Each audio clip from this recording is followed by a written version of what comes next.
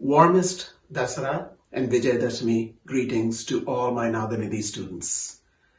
On this auspicious occasion, we pause for a minute to appreciate the impact that music has had on our lives. We pay our respects to Goddess Saraswati, the goddess of learning and music.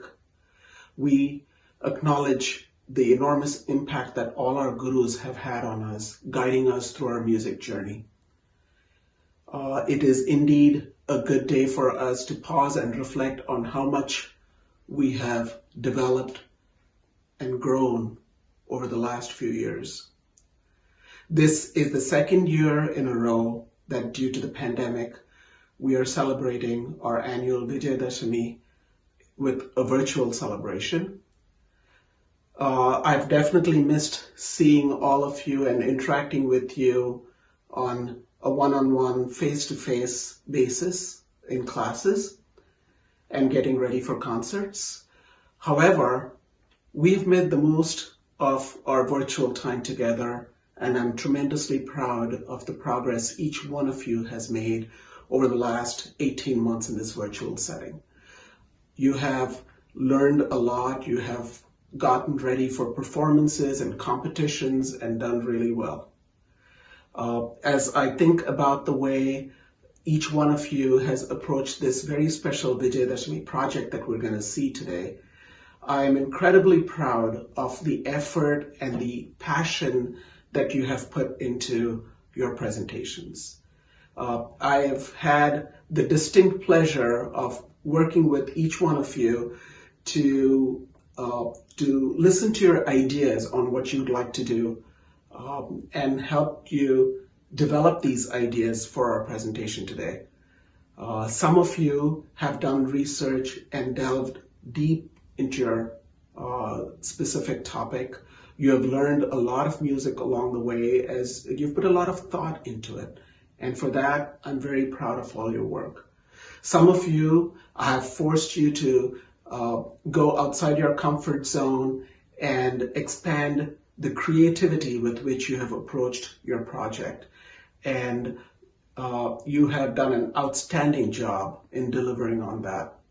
I think we're all going to have a lot of fun watching these presentations today. In the process of working with you, I have also had the opportunity to get to know each of you on a personal level, to learn a little bit more about your interests, your hobbies, and the way you think. And that's been an amazing opportunity for me, and I have learned so much from these interactions with you. So thank you for giving me that opportunity, and thank you for putting your heart and soul into these Vijayadasami videos that we will be watching today. A huge thanks to Priyanka for assembling all these videos and getting this presentation together for all of us to enjoy. She has patiently worked through all this in the midst of setting up a new life for herself in Boston as she's starting her master's program, and she's juggled all this so admirably well. Thank you, Priyanka, for this, and thank you to all the students. Now let's sit back and have a grand time watching your video presentations. My warmest blessings to all of you on this Vijayadashami day.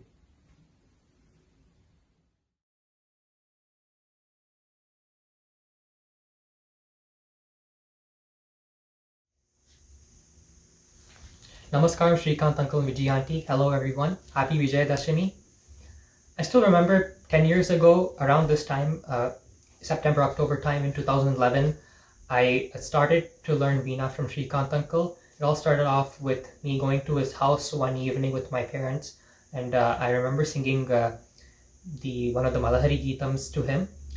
And I think that same week or a week later, I went to his house again, and that's when I actually held the Veena and even just strummed it for the first time, even though it was just playing the open string for that 1 hour or so. That was my first ever time just touching the instrument and getting the feel of that.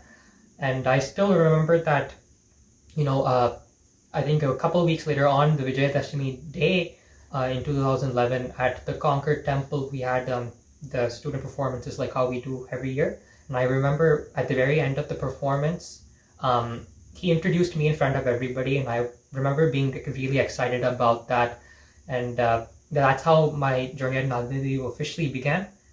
Today it's been 10 years, and over these 10 years, I must say that I've learned a lot. Um, and there were some times during these past 10 years where Srikant Uncle would kind of get a little bit upset at me for not practicing or something like that. But I've also really learned that he's been a really patient guru, and I really appreciate him for that and for all that he has done to me over these 10 years.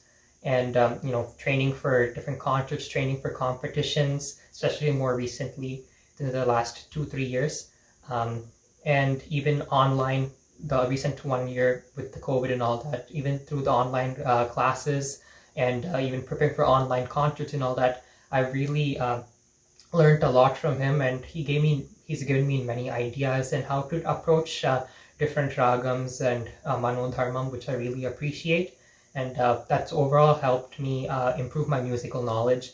So once again, I'd like to thank Srikant Uncle for his continued support and guidance, and I look forward to getting your guidance in the future years as well. Once again, just thank you, everybody. Happy Vijayadasami.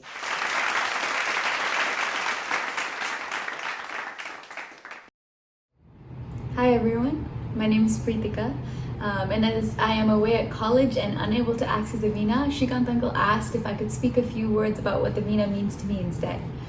So I thought I'd start off with the first time I ever saw a Veena. I was 3 years of age, and my family and I went to the Sri Amrita Nandamayi Ashram for one of our Srikant Uncle's very own concerts. Because my Perima works at the ashram, we got front row first class tickets, and we were right there in front of the stage. And when I was young, I used to be very chum with the kid, always on Amma's lap. And apparently, when the Veena first started playing, I started dancing right there. And I started asking, what is that? What is that? And Amma always wanted me to be a violin player.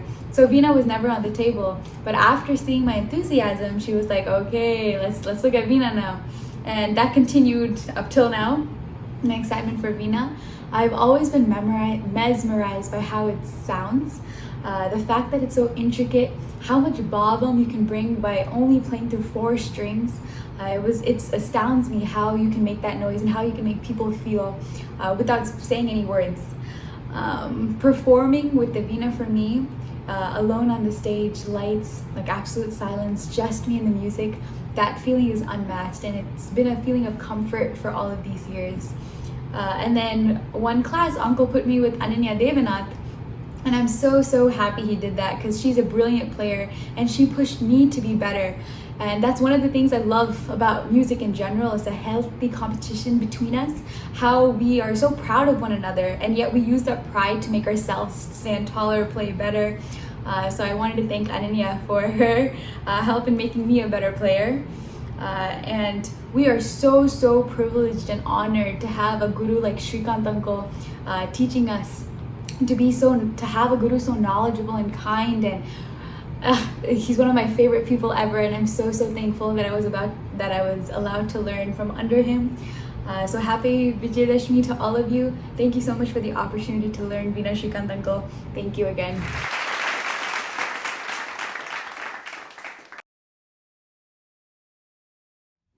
Hi everyone, my name is Pranaya, and for this year's Vijayadasami project, I am doing a medley between Bharavina and the Mohanam Varnam. Both are in the Mohanam Ragam. It will be set to Urukale Aditalam. How this works is, for the Geetam, the first Dhritam of every Avartanam will be in half speed, and if it's in half speed, the first Dhritam will be 4, so 4 plus 4 equals 8, and in that way it will fit into Aditalam.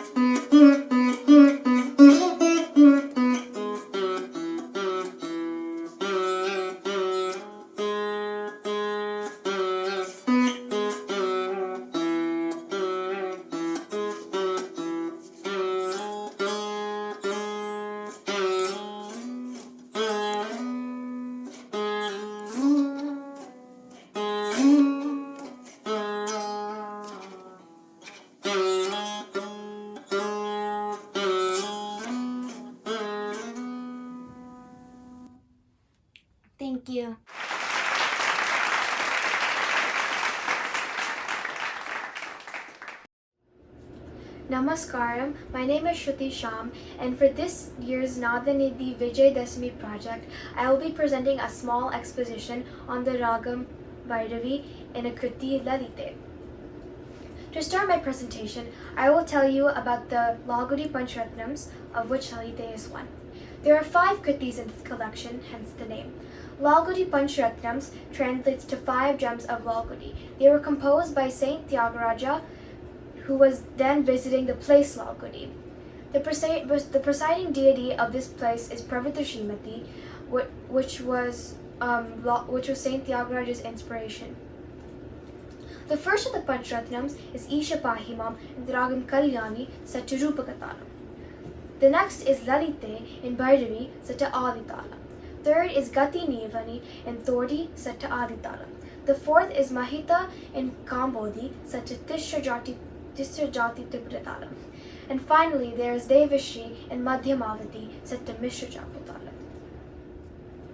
I mentioned the Kriti Lalite before, and that is in the Ragam Bhairavi. Let me tell you a little bit about this Ragam. Bhairavi is a Janya Ragam of the 20th Melakarta Ragam, Natta Bhairavi. Bhairavi and Natta Bhairavi are very similar because they have all 7 notes in the same position. But, however, Bhairavi has a foreign note in the Arohanam, Chatushriti Devatam, so it is not classified as a Melakarta Ragam.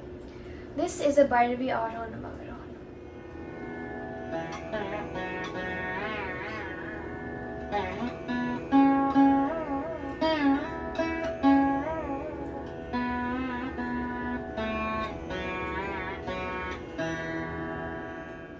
There are many popular compositions in the Ragam Bhairavi. There is Kamakshi Amba, a Swarajati composed by Sri Shyama Sastri in Kanda Jati Attatala Varnam Viriboni, Balagopala composed by Sri Muttaswami Dikshidhar, just to name a few, and of course Lalite. Different ragas can bring out different emotions. Bhairavi can bring out the emotions of love, compassion, and devotion. In Lalite's Pallavi, Saint Tyagaraja describes Pravita Srimati as being mighty in prosperity and her being an ocean of beauty. This shows his devotion and love for the goddess. The Charanam also shows Saint Tyagaraja's devotion for the goddess as he implores her mercy. In this, Saint Tyagaraja pleads the goddess to speak calmly and gently to him. This shows his devotion as he is asking for compassion. This Kriti really captures all of the feelings set into Bhairavi. Now I will play the Charanam of Lalite.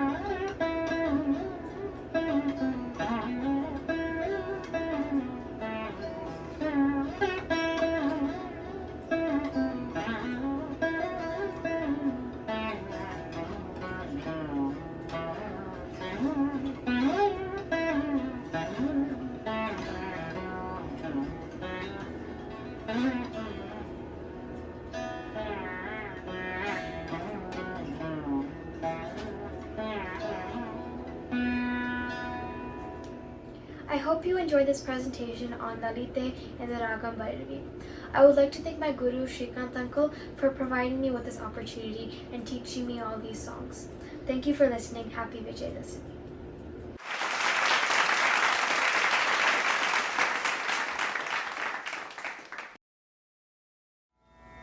Namaskaram. Today I want to talk about Kanahadapriya, which is one of the big 6 Gana ragams. Something that I recently discovered about Kanahadapriya is that it's a very versatile ragam in that pretty much every single note in the ragam can be considered a Jiva Swaram. And for those of you who don't know, Jiva Swaram is a swaram that can be elaborated on, a swaram that kind of brings out the ragam. In order to demonstrate the versatility of the ragam, I'll start off with a short alapana in Kanahadapriya that showcases every single note.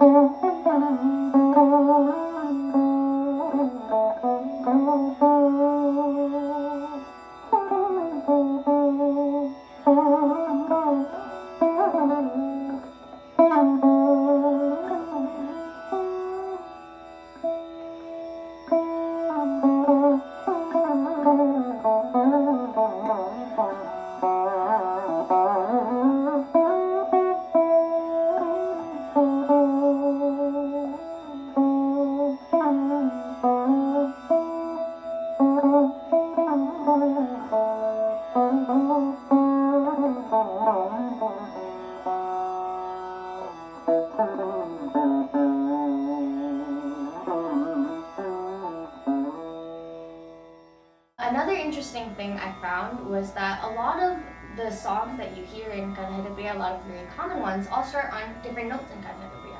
And I found a song that started on every note in Kanahadapriya except for the Ma, which I'm attributing to the fact that starting on the Ma will probably lead to it sounding more like Sri Ranjani or Avogir, one of those other ragams. So here's a small medley that I've put together of songs in Kanahadapriya that start from every note, starting from the lower knee, going up to the upper side.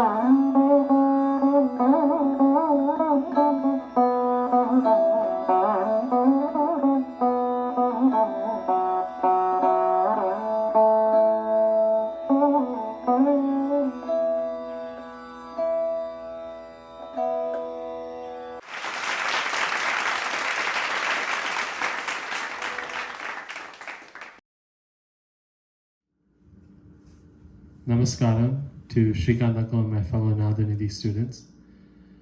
For this year's Vijayadasami project, I'm presenting on the Hindustani ragam Bahar. Bahar doesn't have a direct Carnatic equivalent. It's a ragam that in terms of the season is associated with the spring, and in terms of the time of day, it's associated with the night. I'll begin by just showing a little bit of the ragam so you get a sense of some of the phrases.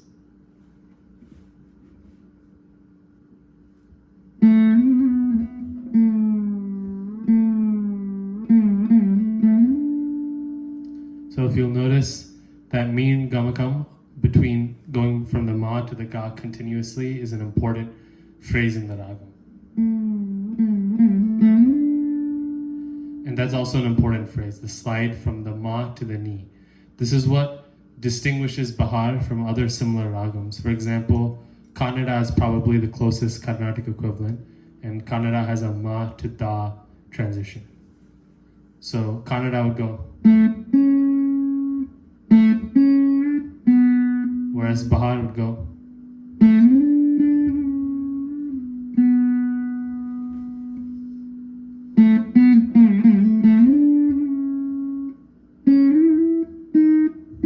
That's also an important phrase, going through the Kakali Nishada.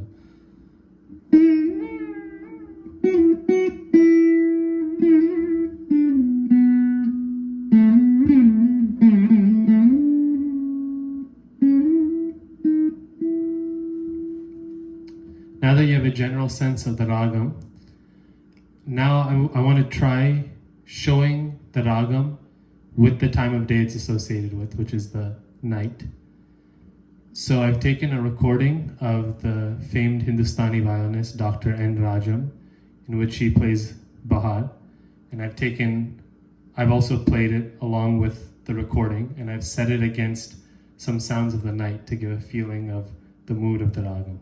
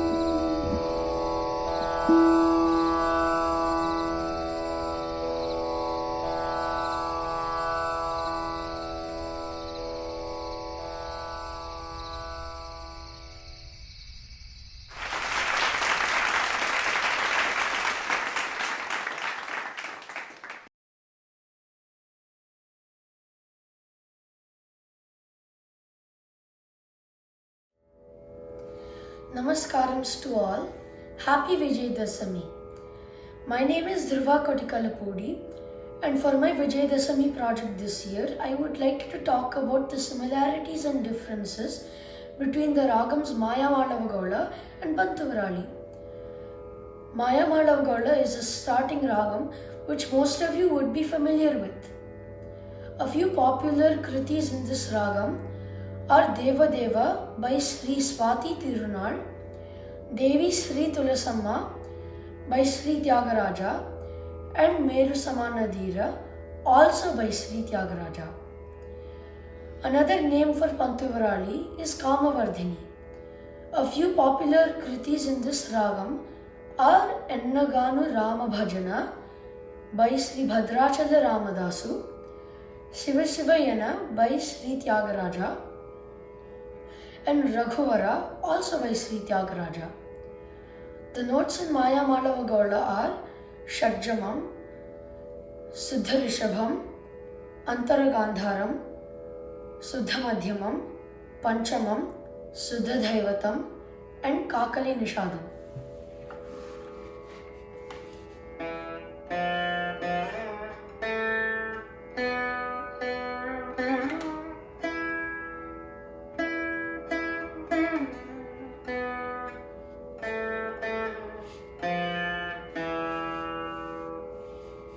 The only difference between Maya Malavagaula and Pantuvarali is that the Madhyamam is Pratimadhyamam instead of Suddha Madhyamam.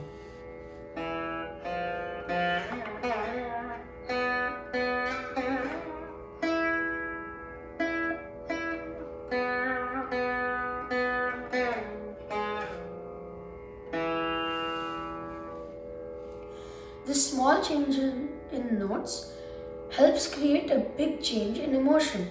To help you understand this big change in emotion, I will now play a few phrases from both the ragams.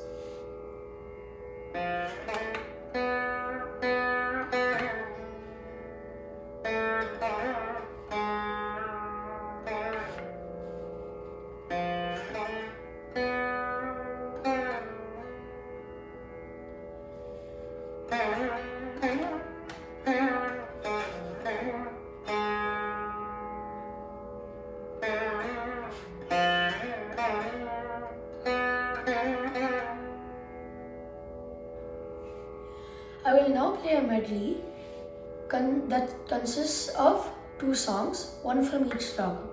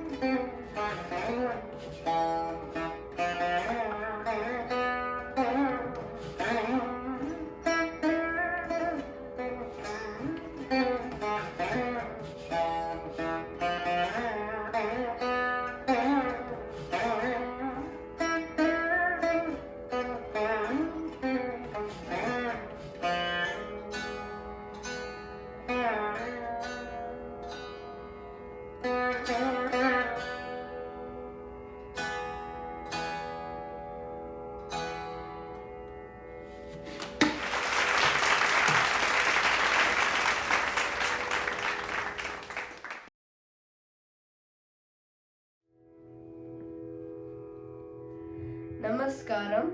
My name is Shruti Suresh, and the topic I have chosen for this project is comparing Hindustani music and Carnatic music through Rag Yaman and Kalyani.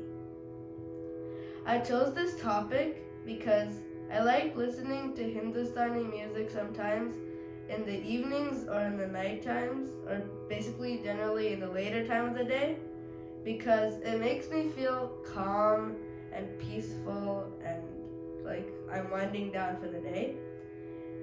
But when I listen to Carnatic music, which is usually during the earlier parts of the day, I feel more energized and ready to work. I also like listening to YouTube videos that compare Hindustani and Carnatic music. I don't really have a reason, but I just really enjoy watching those videos. It's very interesting. And so let's begin. First, I'm going to be playing Rag Yaman. This is the Arohanam Avarohanam.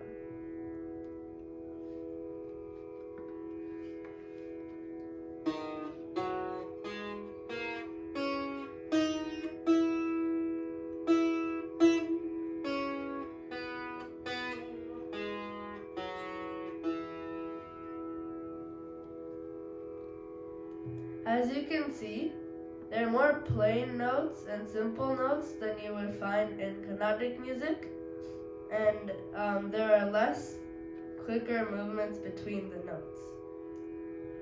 I also have a YouTube video that showcases Yaman phrases for beginners to further our knowledge about the characteristics of Yaman.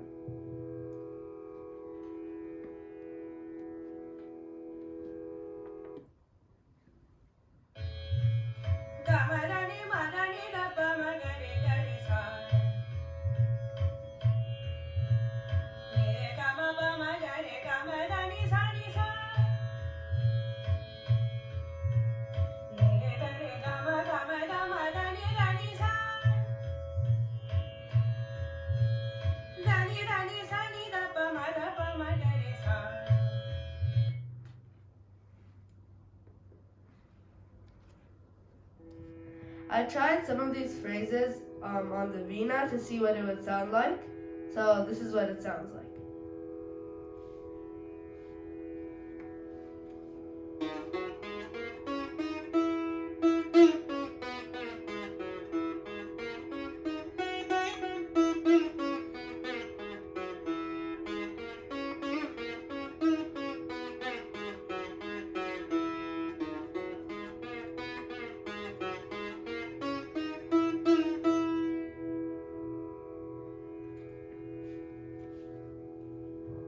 Now let's explore Kalyani. This is the Arohanam and Avarohanam of Kalyani.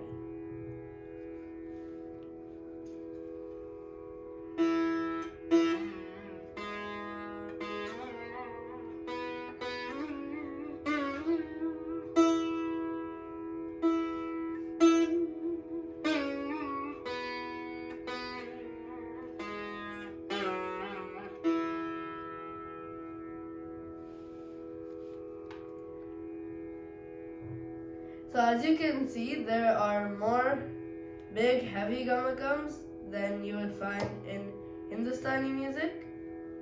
And I also learned how to play the Muktai Swaram of the Aditala Varnam Vanajakshiro, which is in Kalyani. So this is how you play.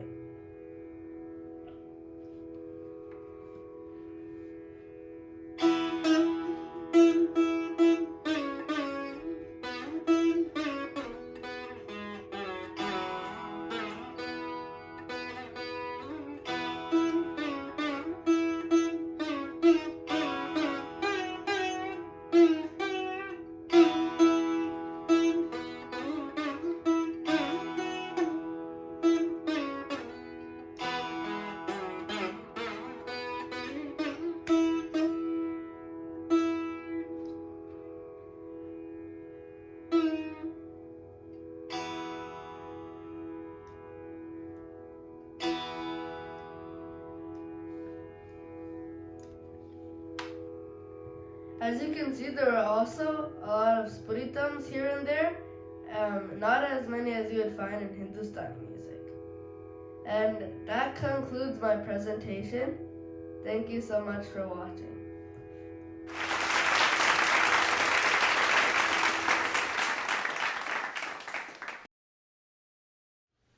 Thank you, Uncle, for teaching me through these difficult times. Hello, my name is Anand Prabhakar, and today I will be presenting the different moves between 3 different ragams, such as Mohanam, Hamsadwani, and Shivaranjani. Mohanam's Arohanam and Avarohanam is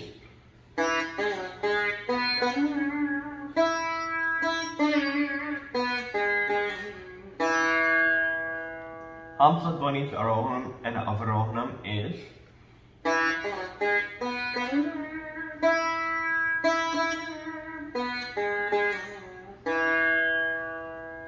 and Shivaranjani's Arohanam and Avarohanam is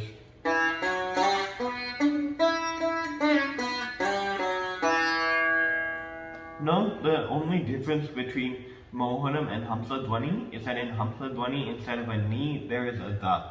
So instead of doing this, Hamsadwani does. And the only difference between Mohanam and Shivaranjani is that instead of Mohanam does, while Shivaranjani changes the ga down 1 fret to. The first comparison I will be presenting is between Mohanam and Hamsadwani. I feel like Mohanam is a very happy ragam, as can be seen by this line.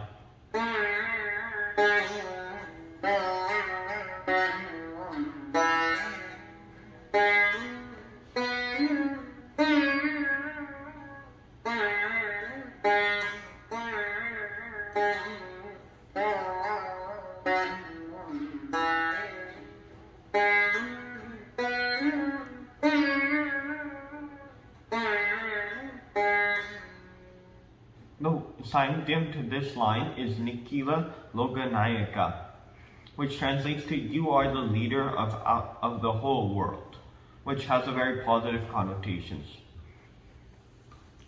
Hamsadwani's line doesn't have any Sahityam because it is the 3rd Chitta of Hamsadwani Varna.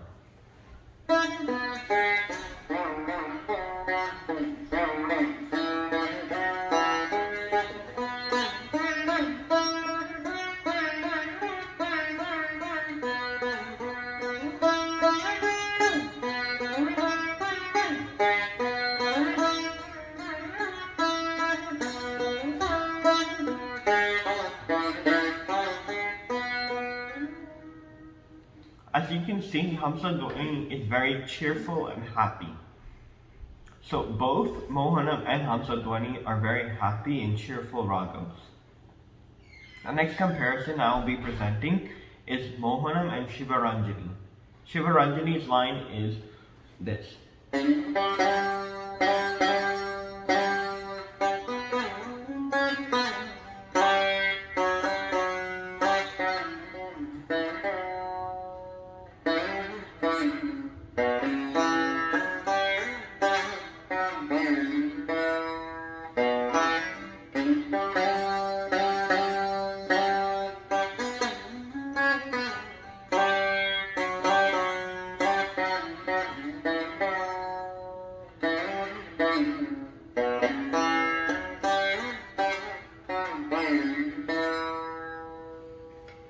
I feel that this line shows how Shivaranjani is very devotional, and the words also support that.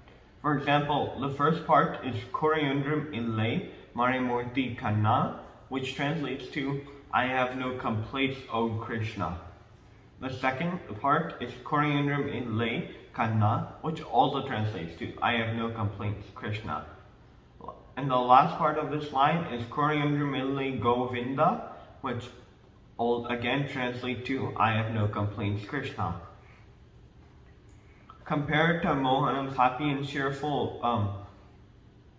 mood, Shivaranjani is very devotional and laid back.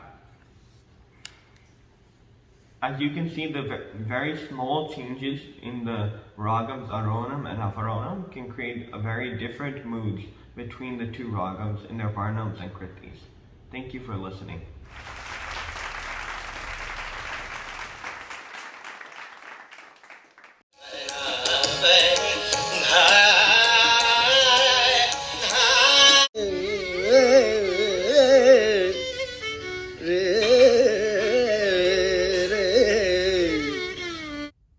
Now, although both of these songs sounded like they were from different ragams, they actually have the same notes.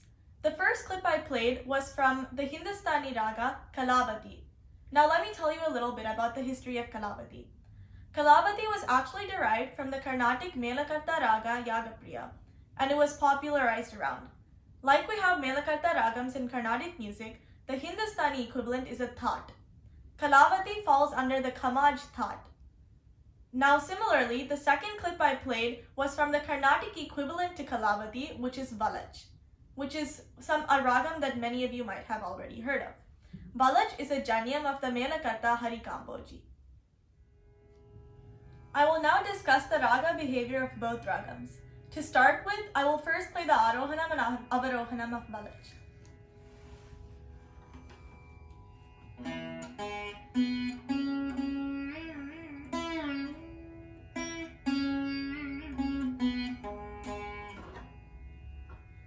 Now, Kalavati has the same notes but different phrases.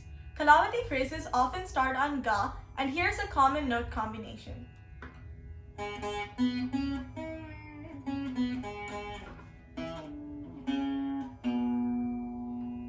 As you notice here, the Ni is something that is specifically played in Kalavati, and this is different from how it is played in Valach, which you will see later on when I play the last Chittai Swaram of the Valach Varnam.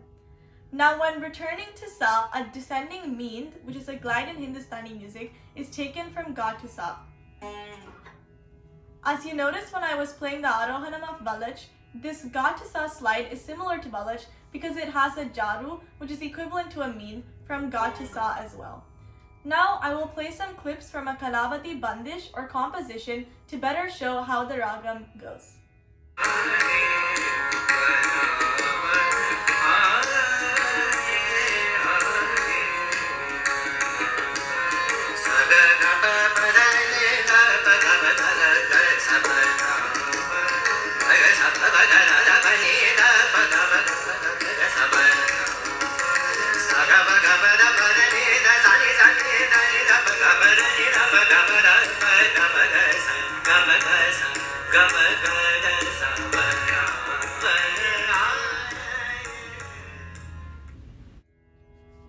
I will now play excerpts from the Valach Varnam, Chalamuseya, composed by Sri Lalguri Jayaraman. I will start with the Charanam and then play the last Chittai Swaram.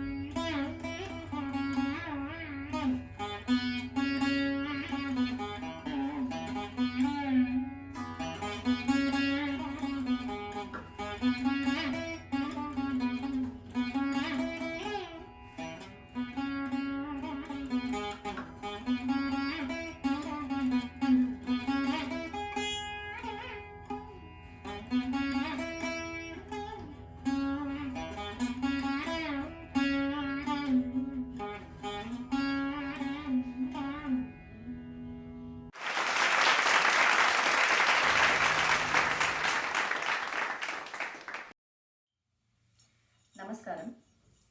Today I'll be doing a demonstration on allied ragas Arabi and Devagandhari. Both of these ragas have a similar scale structure, but sound totally different from one another just because of the way the gamakas are treated in these ragams. They are a janyam of the 29th Melakarta ragam, Dhira Shankarabarnam, otherwise popularly known as Shankarabarnam. Let's first take a look at Arabi. Arabi is an Audava Sampurna ragam, meaning it has 5 notes in the Arohanam and all the 7 notes in the Avarohanam. The notes are Sari Mapa Dasa, Sani Dapa Magarisa. Let's see how the gamakams are treated in this ragam.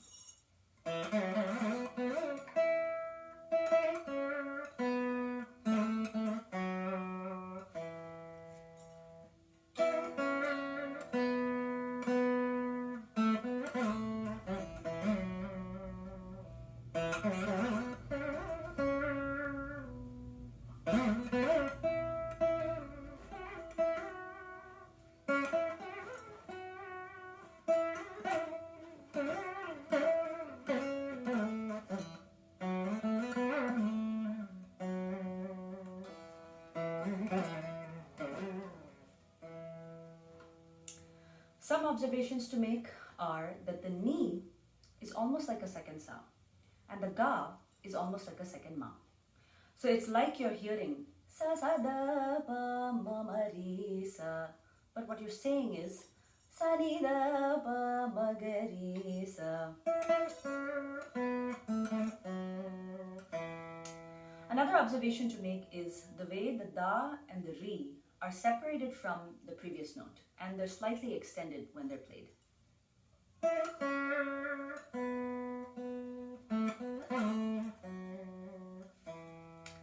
Another way that we see the Avarohanam is given is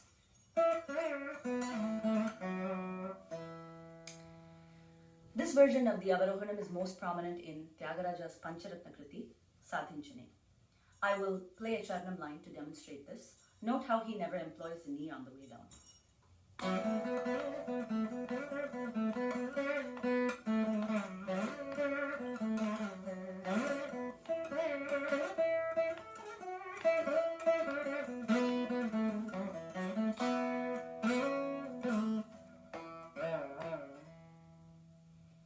Now let's take a look at Devagandhari Ragam. Here, like Arabi, the notes are still Sarimapa Dasa, Sanidapa Magarisa for the most part. But unlike Arabi, we see a dramatic difference in the way the notes are treated.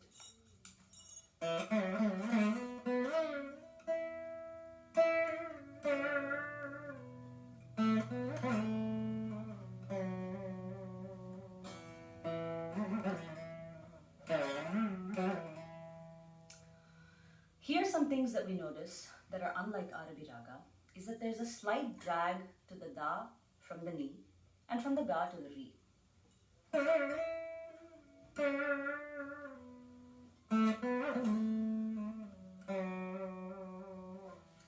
Another prominent difference found in Devagandhari is the use of the Kaisiki Nishadam in the ragam.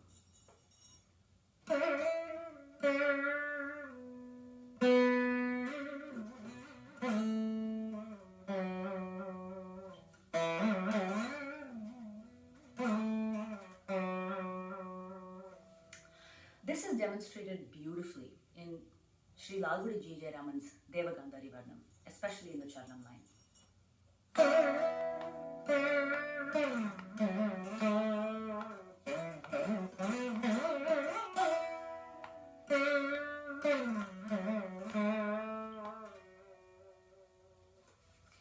Other phrases that are unique to Devagandhari Ragam that should be noted are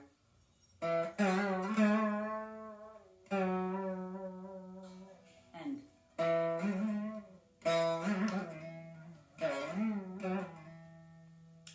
So, the subtle differences in both of these ragam really lie in the emphasis on certain notes in the raga, as well as just the sheer pace with which it's rendered. A sprightly and bright approach is apt for Arabi, and a somber, more relaxed feel is better for Devagandhari. If we pay close attention to the phrases associated with the raga and the way the gamakas are played in these ragams, we can play them with ease and without any confusion. Thank you.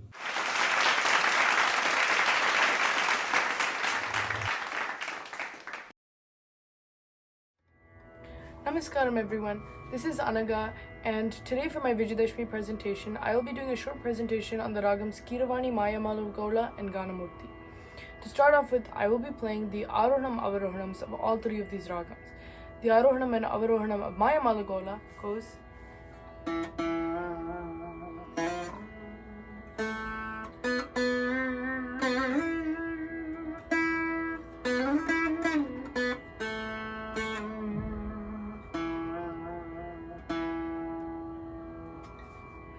The Arohanam Avarohanam of Kiravani goes as follows.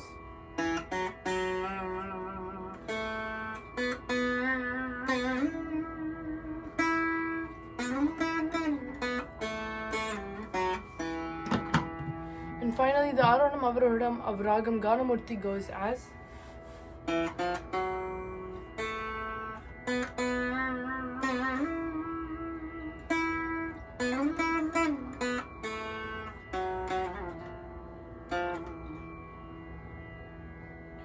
Please notice that the Pada Nisa of all three of these ragams are the same, while the Sarigama are different. To illustrate my points, I will be starting with the Pallavi of Deva Deva Kalayamide, a composition of Swati Dirunal set to Rupakatalam, and it is in Raga Mayamala Gaula.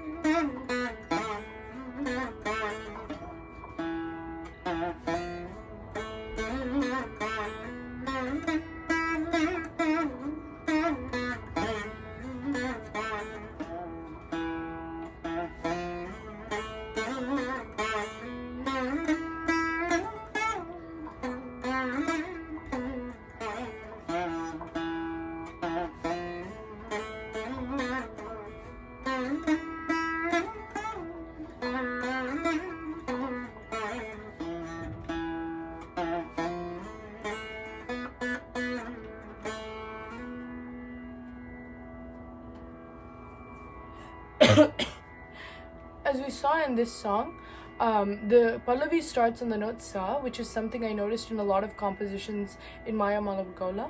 I noticed that a lot of them start on either the Sa or the Pa. I also noticed that a lot of compositions in Raga Maya Malavagola are on either praise of Goddess Devi or Lord Rama. Some popular compositions in Raga Maya Malavagola are Maya Atita, a composition of Ponnaya Pillai, and Meru Samana, which is a composition of Saint Tyagaraja. Next, I will be playing the Anupallavi of Ambavani Nannu, set to Aditalam, a composition of H.N. Muttaya Bhagavatar.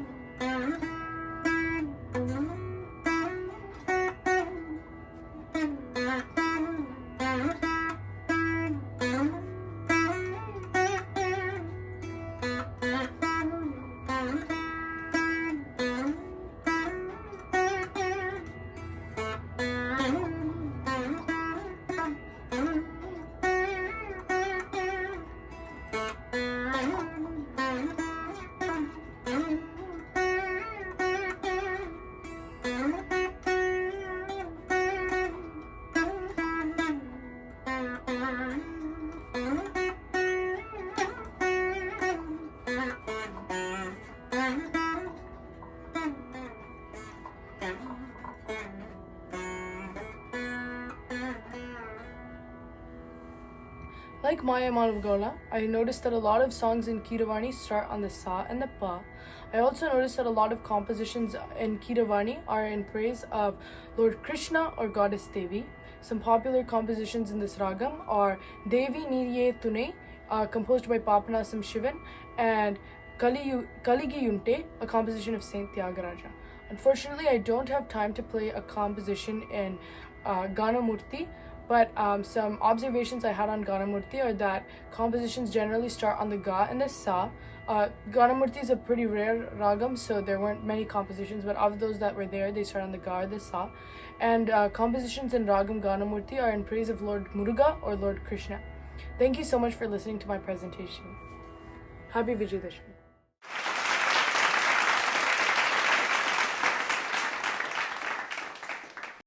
So my Vijayadasami project is to analyze the different emotions and moods conveyed by the Kaishiki Nishadam in 3 different ragams. So I'm going to start off with Bhairavi using Lalite as an example. And Lalite is composed by Saint Tyagaraja.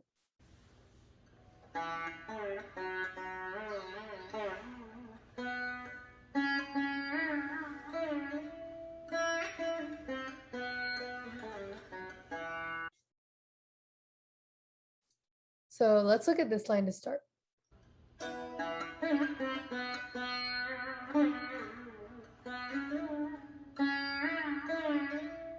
So the meaning of the line is that knowledge flourishes. And as we can hear, the ni is pulled into high gamagam and slides up to the sa. So I feel that the general mood given off from this is triumphant and even joyous. And the upward movement may represent the growth or the flourishing. Let's contrast that with this line.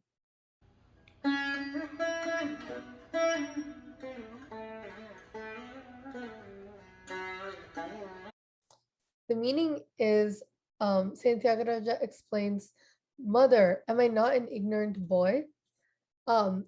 As we can see in various parts of the line, the ni is pulled strongly in a similar way, but it moves down to the. And as can be expected, the feeling is more sad or angry, and it is also quite forceful. So from this, we might conclude that when the phrase moves upwards from the ni to the sa, the meaning tends to be more positive. And when the phrase moves downwards, the meaning tends to be more negative in Bhairavi. The next ragam we'll look at is Sri Ranjani, and I'm going to be using Mata in Nimvada as an example, composed by Papanasam Shivan.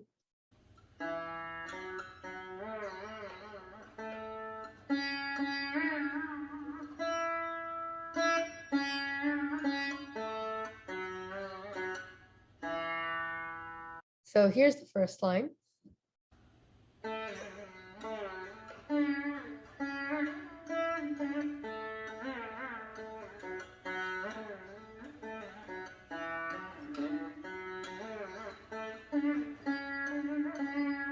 The composer asks, "Don't you have the divine ability to destroy those wretched misdeeds from their very roots?" And a key point is that the line ends with a very soft and small ni gamagam. And so overall, this line has a feeling of like pleading and kind of amazement. Compare that to this line.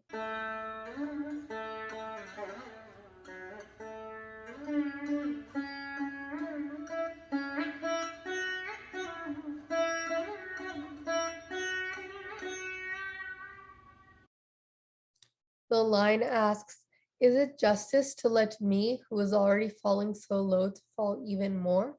Or is this out of pure spite?"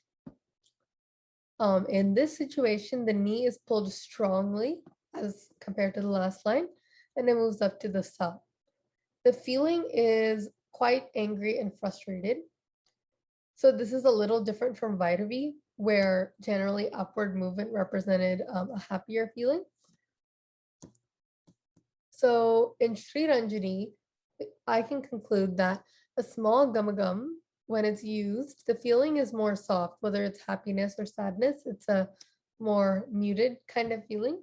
And when a large gum is used, the feeling, whether it's a happy or angry feeling, is much more harsh. I wanted to thank Shrikant Uncle for teaching us all and especially helping me out a lot, teaching me through the whole pandemic. Um, thank you very much.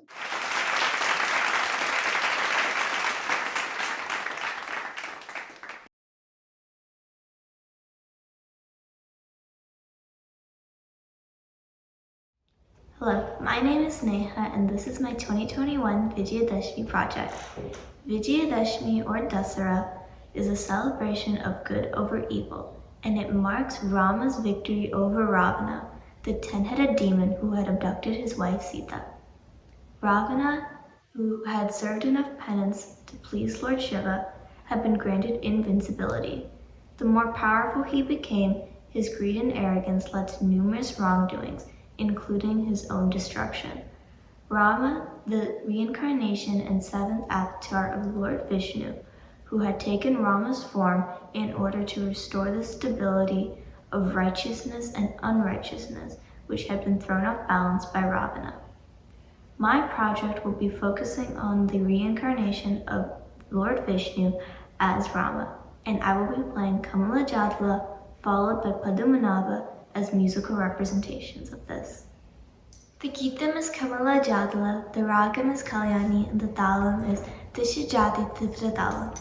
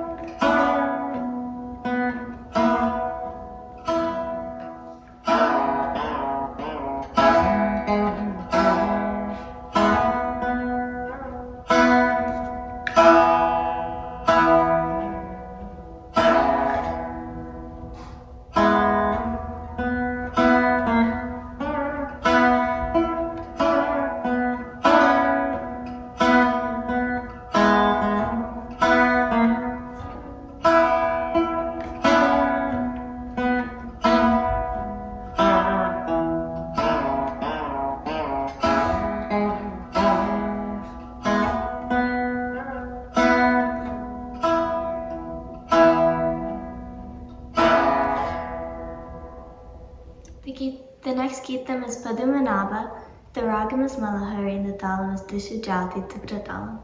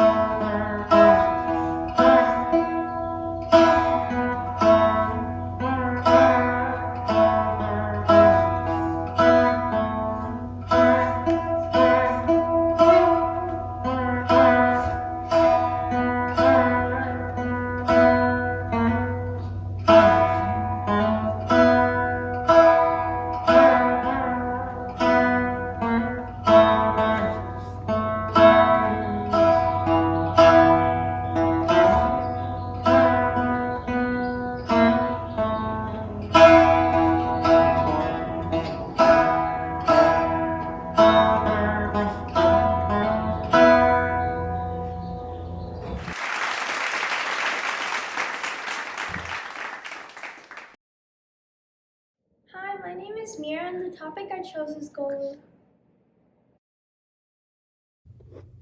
Navaratri is a festival that is celebrated for 9 days. It symbolizes the victory of good over evil and how the goddess Durga fought with the demon Mahisasura for the 9 days of the celebration. And on the very last day, she beheaded him. This glorious day is called Vijayadasami. In Tamil Nadu, Navaratri is dedicated to goddess Lakshmi, Parvati, and Saraswati. Traditional dolls are placed on steps depicting themes like environment, deities, space, mythology, and many others. For the first 3 days, we celebrate Goddess Lakshmi and we sing many songs during this time. One of the famous songs sung for Lakshmi is Bhagya Lakshmi Bharama. The song is composed by Saint Purandara Das, and the ragam is Madhyamavati and the talam is Adi.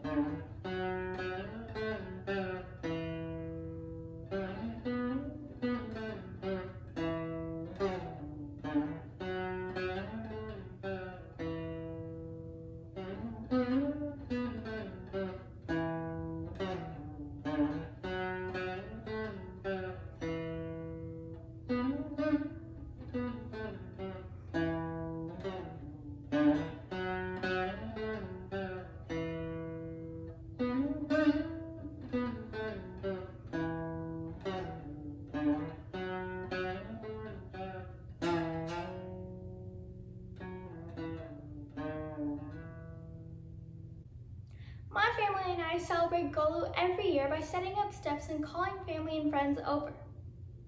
I enjoy collecting many dolls and putting them up with my mom, and we also set up a separate theme item at the bottom. Last year we set up a mini cricket court, and one time it was a Lego park. We've created so many memories to this festival. Each year we call many people over and sing songs and eat snacks. Moreover, a singing teacher sometimes has Vijayadashami celebrations at our house, so we enjoy learning new songs on that day. During COVID-19, we celebrated by ourselves, but still set up the steps. It's a tradition. We have an assortment of photos piling up from our celebrations, and my family started this tradition way before I was even born. I enjoy creating these memories, and I'm excited to have even more during this year's Vijayadashami.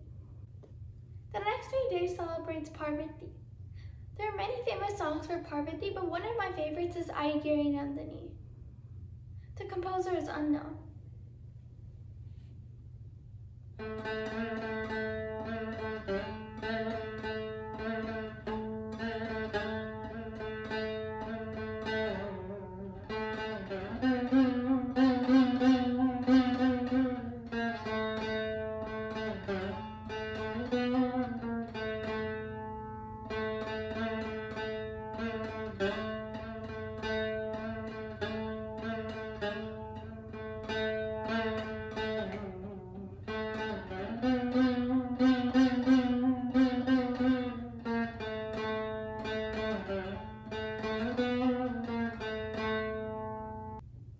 Last but not least, the final 3 days celebrates Saraswati.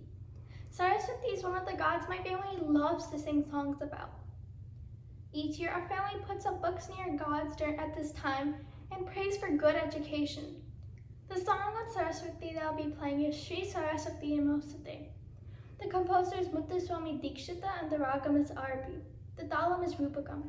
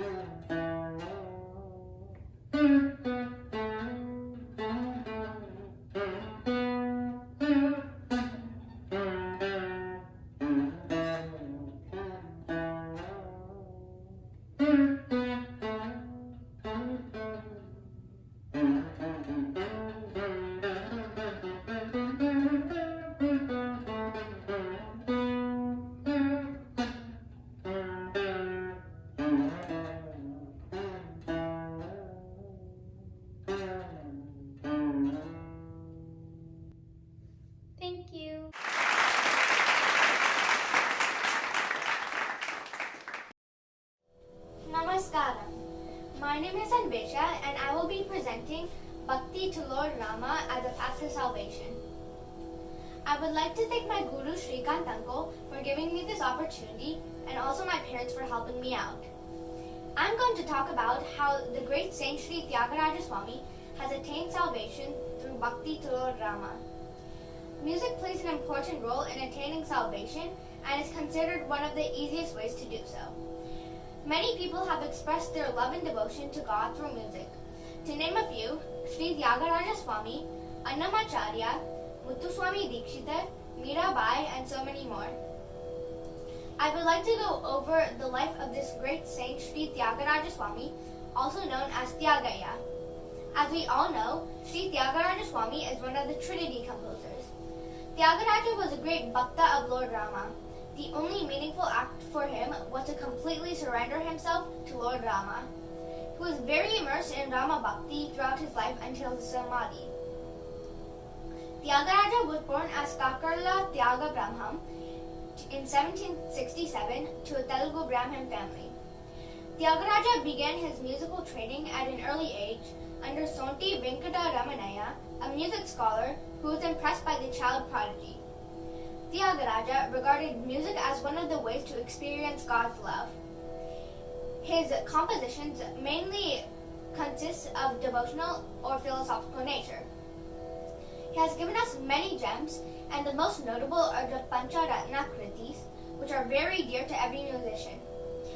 One gem I would like to present now is Sri Rama Bhakti Samrajyam, in Shuddha Bangala, set to Aditalam, where Sri Tyagaraja mentions that any human who is covered in the kingdom of devotion to Lord Rama is so blessed, and just by the mere sight of them, we too get blessed. Such is the greatness of Lord Rama.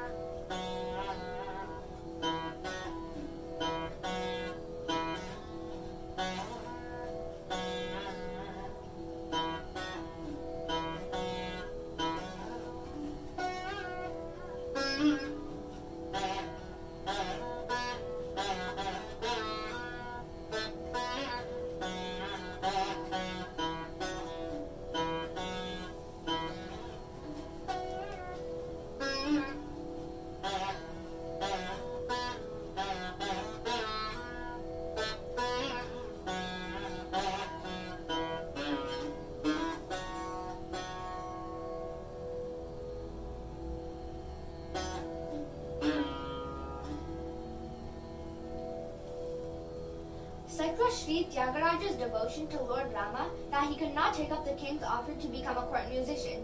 His song Nidhi Chala Sukama in Kalyani set to Chaputalam, in which he feels that no wealth is greater than service to Lord Rama, which I will play now.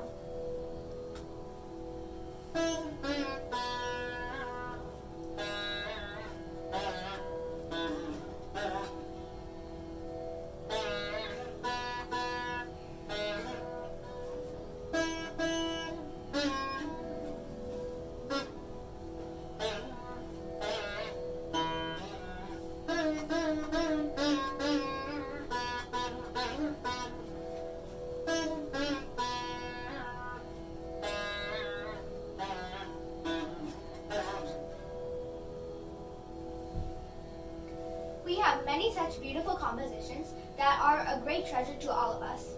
Before I wrap up, I would like to present some interesting facts and pictures. One interesting fact about Tyagaraja is that his maternal grandfather, whose name was Kalahasteya, but was frequently addressed as Veena Kalahasteya, as he was a noted Veena player. Tyagaraja learned to play Veena in his childhood from his maternal grandfather. He was very immersed in Rama Bhakti throughout his life until his Samadhi, which me and my family visited when I was 8 years old. These pictures are from Madurai Prasanna Venkateshwara Swami Temple, where they are treasuring Sri Tyagaraja Swami's Tamura, photo and padukas, which were given to his dear disciple Walaja Petai Venkata Ramana Bhagavatar. Hope you enjoyed this presentation. Thanks again to my Guru Srikant uncle, my parents, and everyone for listening in.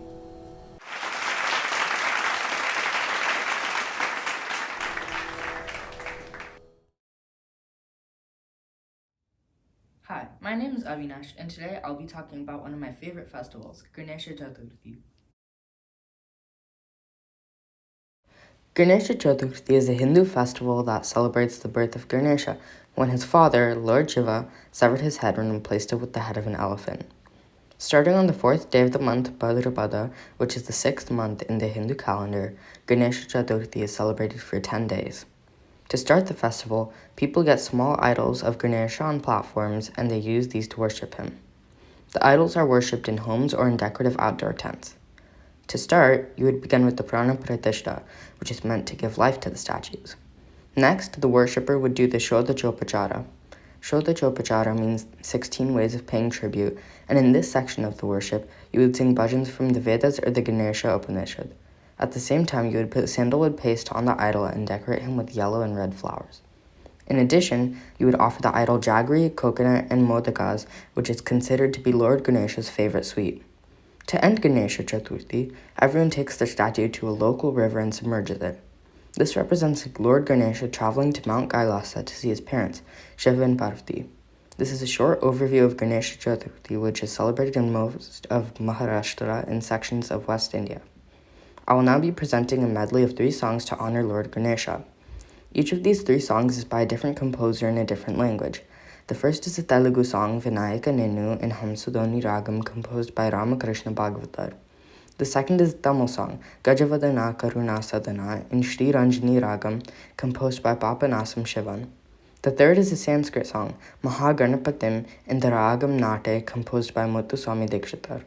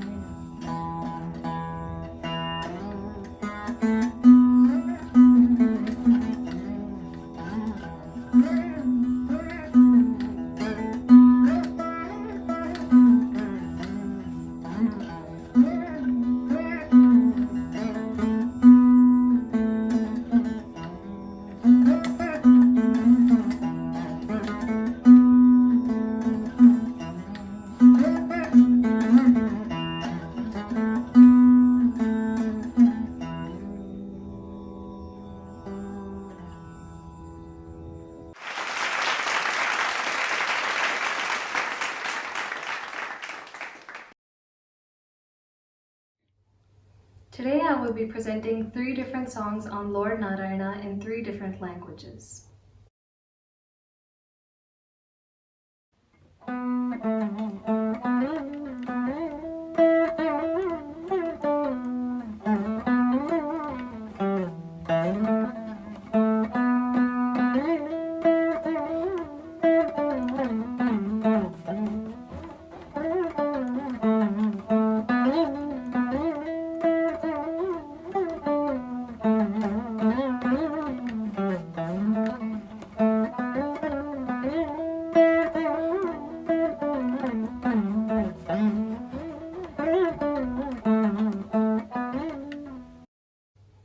This song emphasizes the importance or value of reciting Lord Narayana's name.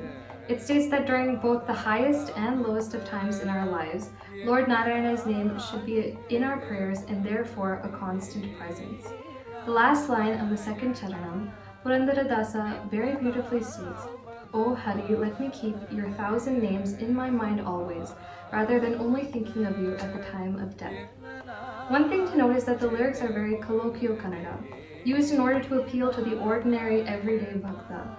Purandaradasa's message of having a constant and loving relationship with Lord Narayana is one that resonates with all, but is also especially relevant to the story of his life.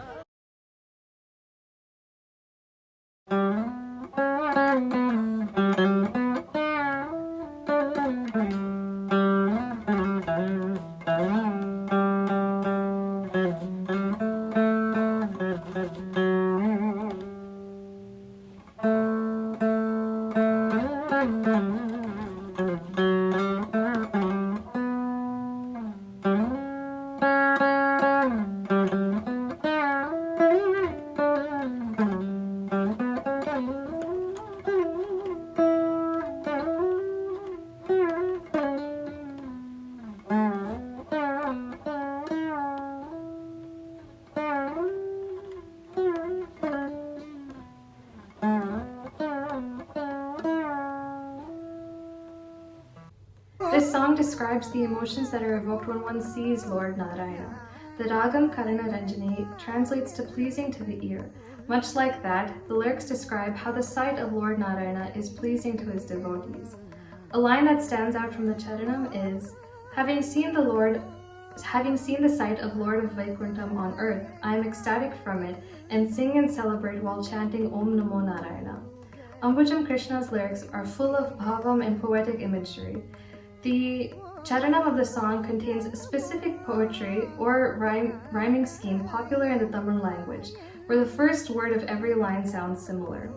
Combined with a lovely tune, this song evokes happy, heart-melting emotions one feels at the sight of Lord Narayana.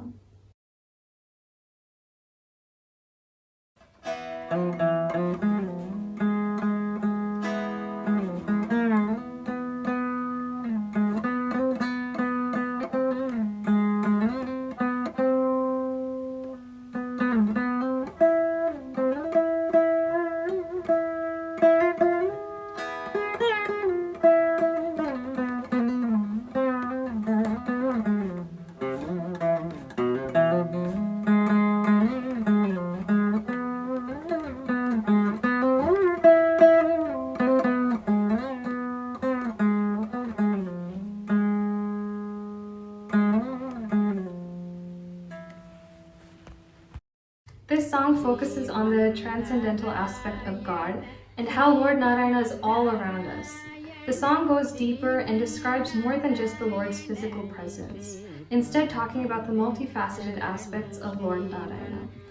A line that stands out in the charanam is, one who is both the supreme soul and the supreme atom. You are in everything big and small. O God of Tiruvenkatam mountains, I seek your feet. When the word Parama Purusha is introduced, one would initially interpret this as supreme man. However, the line above refutes that and instead describes the Lord as a supreme being. This song is both powerful and delicate at the same time, which is reflected in the poetic structure. In addition, we see a repetitive rhyming scheme which occurs throughout the song, adding beauty to this structure. All 3 songs presented today take 3 different approaches to describing Lord Narayana, whether that be vocal, physical, or the transcendental aspects. but all three come together and portray various elements of the same bhakti, rasa, and express to ultimately take refuge in Lord Narayana. I hope you were able to enjoy the poetry we see in each of the languages and how they express bhavam and bhakti through the music for everyone to enjoy.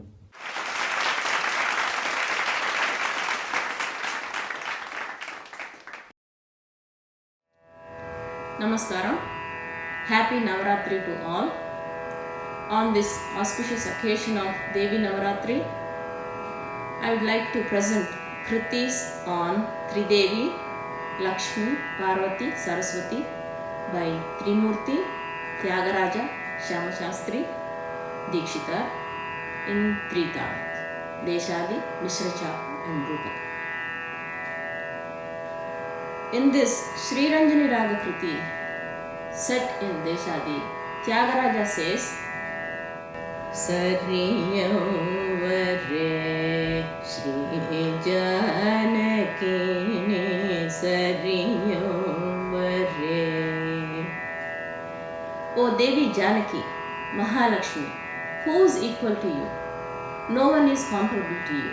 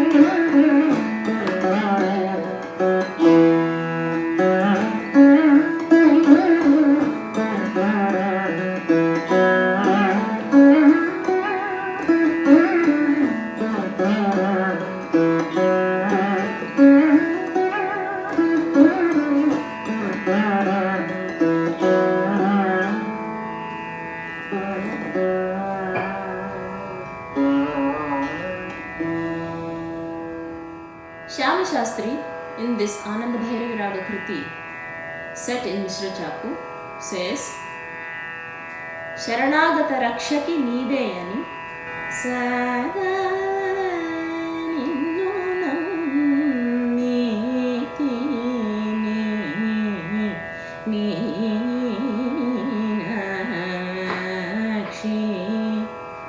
O Devi, Meenakshi, Parvati, who else than you will protect me?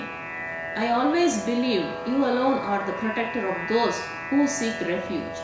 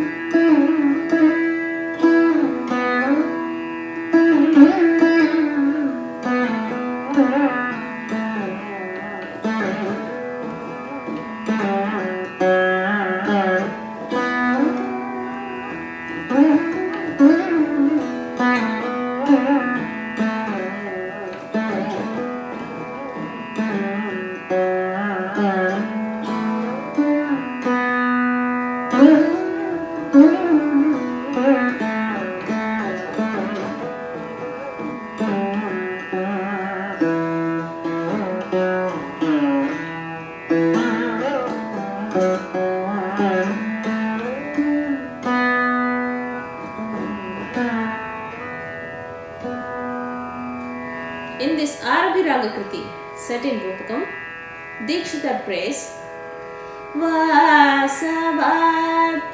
Kilalechara Paravitarana Bahukirte. O Devi Saraswati, consort of Lord Brahma, you are worshipped by all devas. You are the remover of all the worldly desires and obstacles. You are the bestower of boons. Your lotus-like face forever wears a smile, and your form represents mystic syllables and mantras.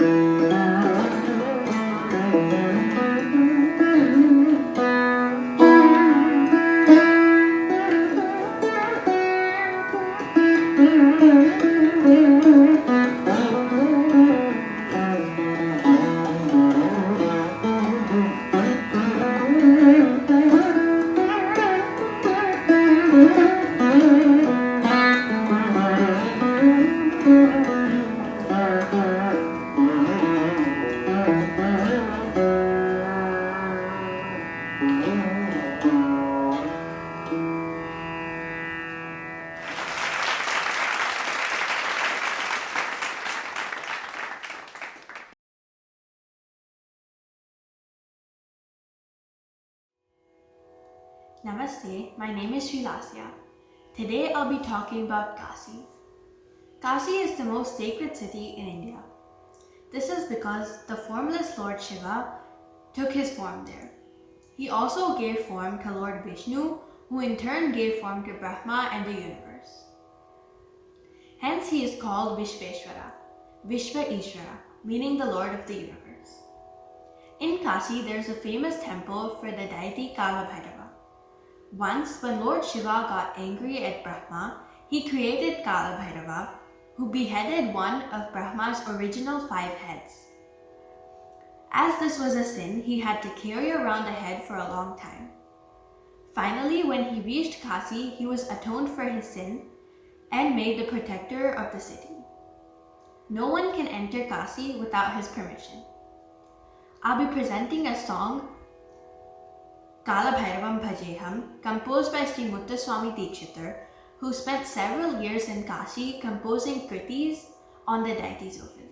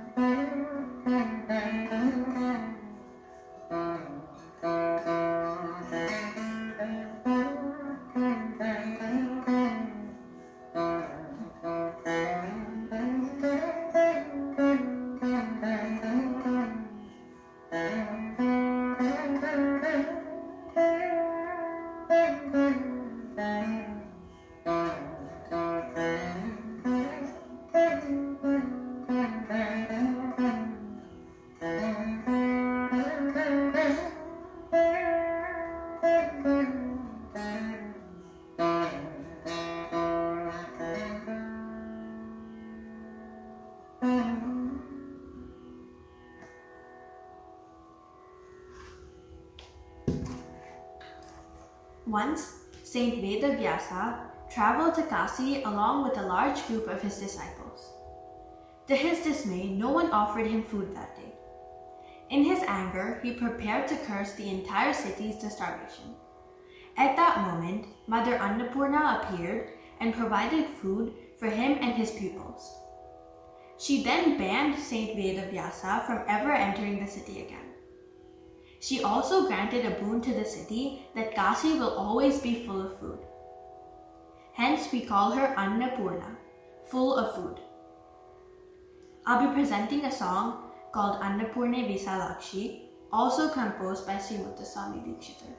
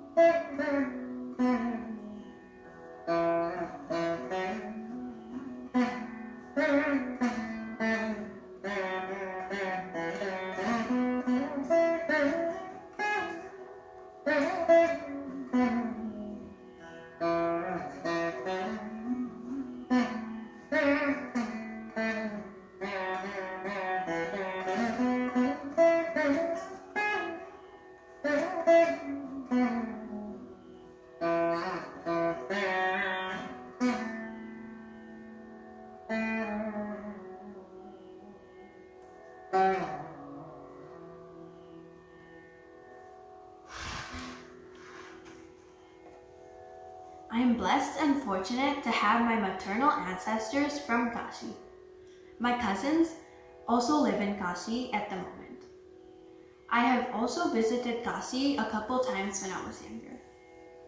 Happy Vijayadasami. Thank you.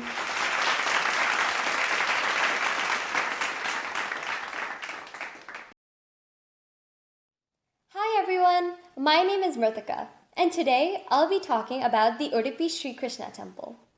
It is a famous temple devoted to Lord Krishna in Karnataka, a state in South India.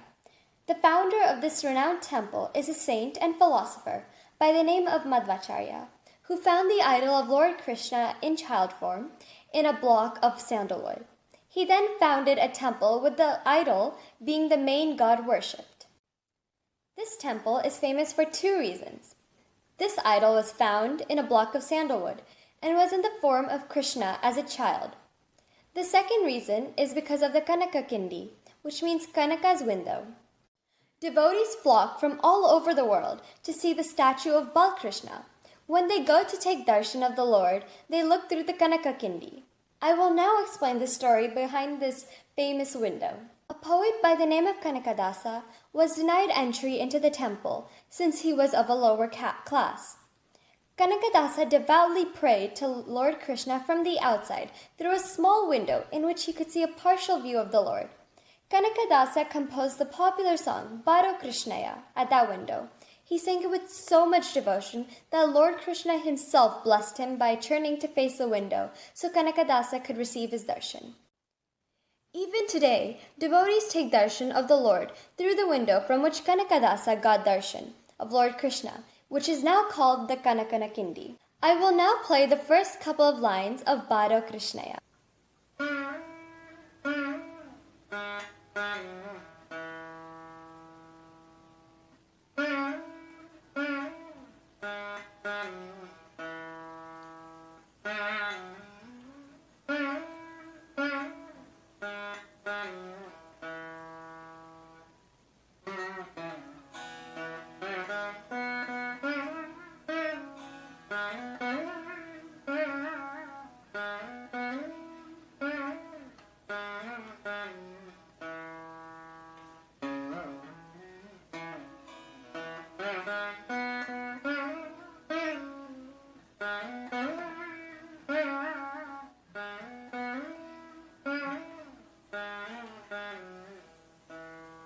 Daily activities of the temple start from 5 a.m. and go to 11 a.m., and this is when many pujas are conducted, which the devotees normally attend. From 12 to 2, lunch is offered, and after lunch, devotees can relax and enjoy the temple's premises. Once the temple reopens for darshan at 5, more pujas are conducted to end the day. Dinner is served from 7:30 to 8:30, and at 8:30, the priests of the temple begin to sing lullabies to put Krishna to sleep. This is because Krishna is viewed as a child, and if no one puts him to sleep, there is a myth that states that he would run around the temple or even leave the premises, because that is the tendency of children. One of the lullabies sung is Jojo Yashodhane, composed by Purandara Dasa.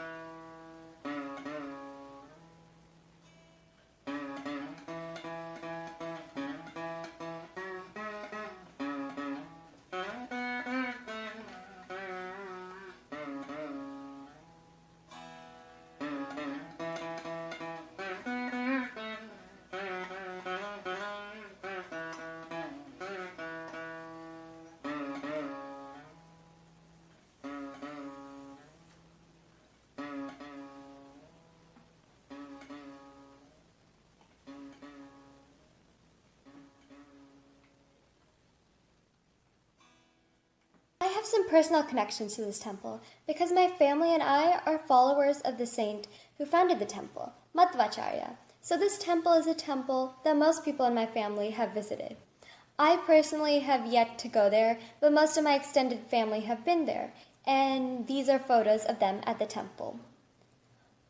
Udupi is a beautiful spiritual place, and anytime you visit Karnataka, that temple is a place you must go to have darshan of the Lord. Thank you so much.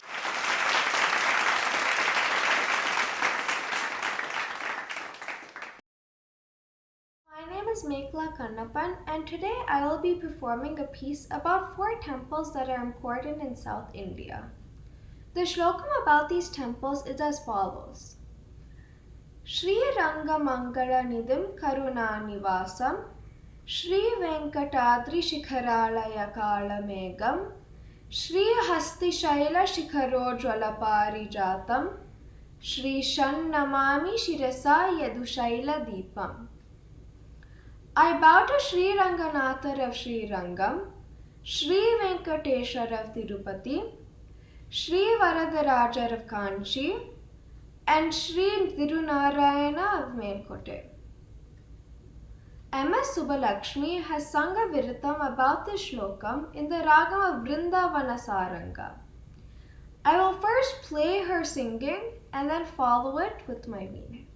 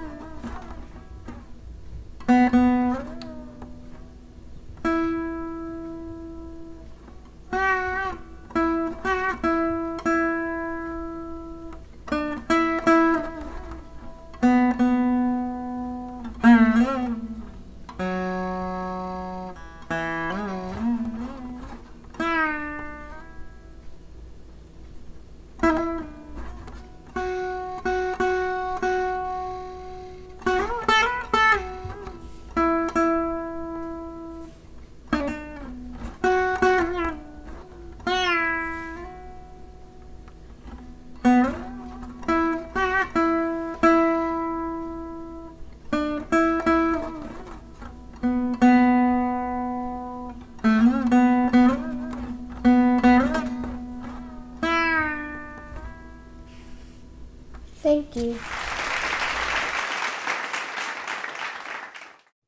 Namaskaram. My name is Smriti Swaminathan, and I'm going to be talking about the history of the Kabaleshwara temple. The temple is located in Mylapore, Chennai.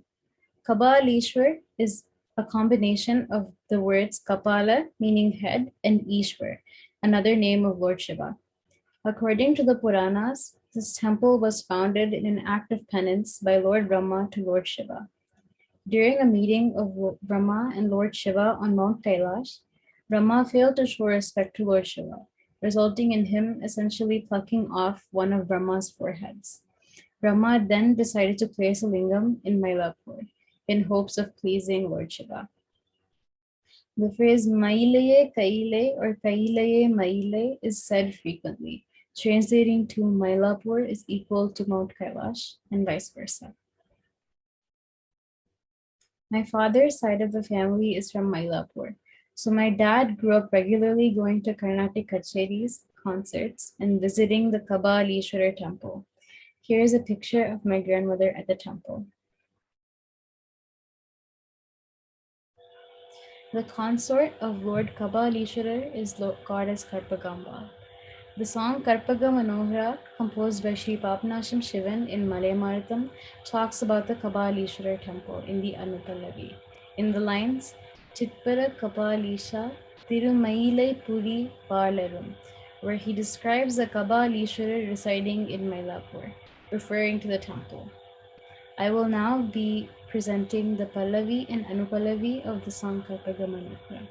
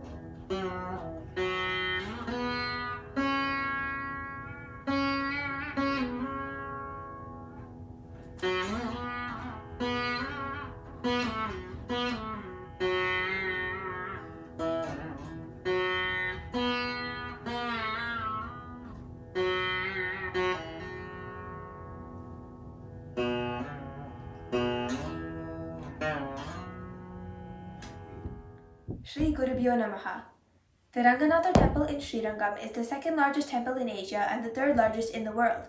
Dedicated to Lord Ranganatha, it is considered one of South India's most beautiful temples.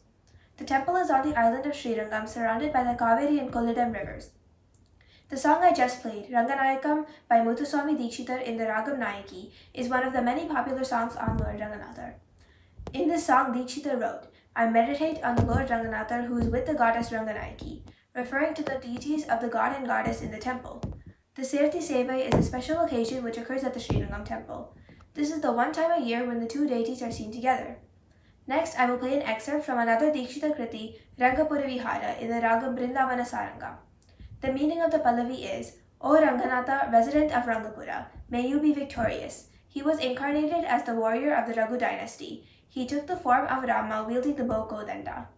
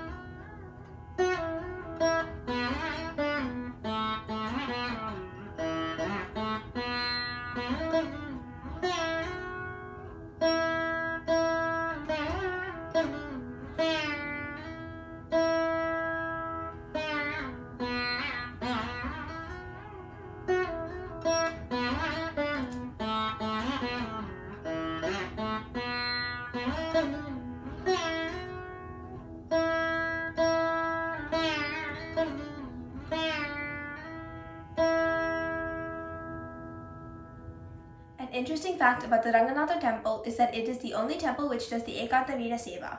The Vainikas hold their Veenas upright and play a variety of Ranganatha songs for the Lord. This tradition is unique to this temple and has been followed for the past 900 years. Only hereditary Vainikas are allowed to play at this auspicious event. This tradition was created by Ramanujacharya. He chose the Veena as the instrument to be played at this event because of its many references in Vedic literature. It was and still is considered a very sacred instrument. The Sri Ranganatha Swami temple is very close to my heart. A lot of my family lives in Srirangam. I chose this project as a tribute to my grandfather who lived in Srirangam. I've always been in awe of its beauty and magnificent architecture as well as the history behind the temple. I hope you enjoyed my presentation. Thank you to Srikant Uncle for teaching me these songs. Thank you all for listening. Happy Vijayadasami!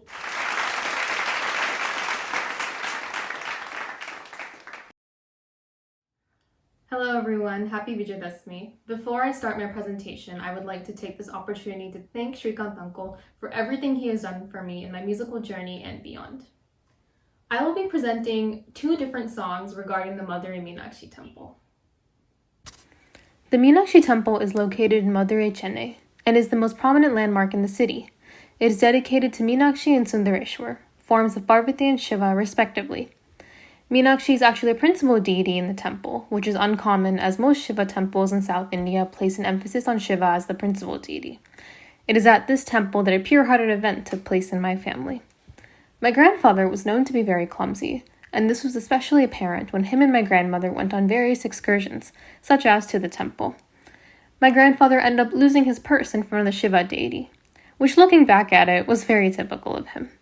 Luckily for him, a gentleman had tracked him down as he was leaving the temple and returned his purse to him. In fact, when his purse was returned to him, there's a picture of Meenakshi in it. It is a well-believed notion in my family that Meenakshi saved my grandfather's belongings in this instance. So the first song I'll be presenting is Devi Niyatrane, a composition by Sri Papanasam Shivan in Kiravani Ragam set to Aditalam. And I thought it would be most appropriate with the theme to play the Pallavi of the song. The Pallavi's lyrics are Devi Niyatrane, Then Madhurevar Meena Lochani. So if we were to break those lyrics down, you would see that Meena Lochani is referring to goddess Meenakshi, and Meena Lochani quite literally means fish eyes, and this is because Meenakshi is known for having eyes that are shaped like a fish. And then the Niyatrane part is referring to the fact that goddess Meenakshi Devi is the one companion of the composer, Sri Papanasam Shivan. And then Ten Madurevar just means that she lives in southern Madurai.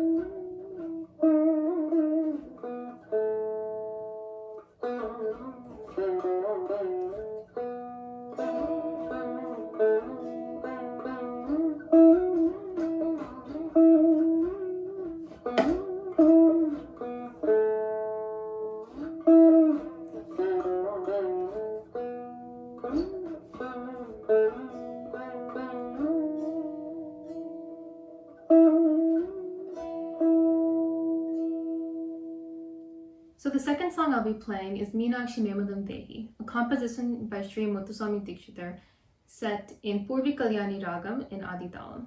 The Charanam describes the fact that she lives in Madurai, which relates back to Bhiman Devi Niyathane as well. And then the Charanam's lines is Madura Puri Nillai, that's the first line, which means she who resides in Madurai. And then that follows up with Mani Valle, which means the ornamented bangles. So essentially the Charanam's lines are saying that Meenakshi is ornamented with these bangles and she also lives in Madurai.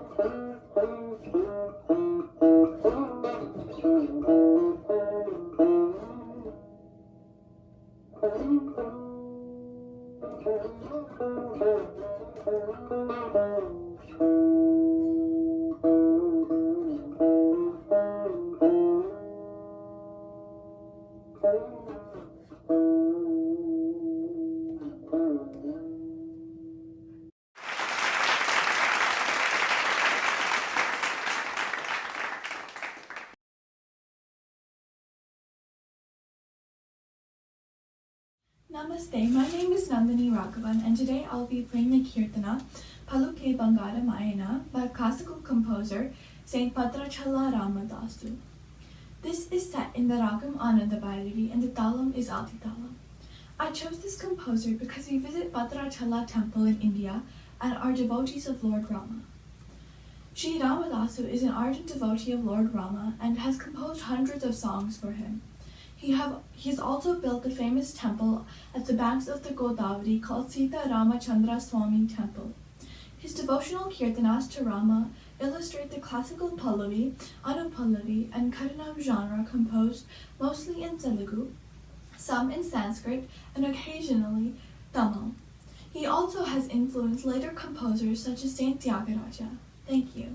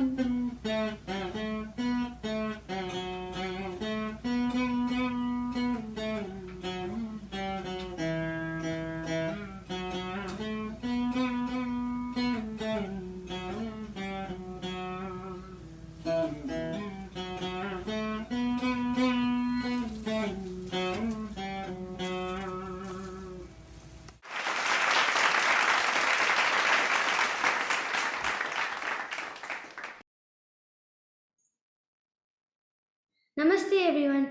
My name is Shravana and today I'm going to talk about Sri Veene Sheshanna. Veene Sheshanna was born in Mysore in the year of 1852 and was an exceptional musician in the Mysore court. He was comprehensive in Carnatic and Hindustani music. His distinguished experience and creativity brought in the way of holding the veene horizontally. People also called him Sri Mysore Sheshanna.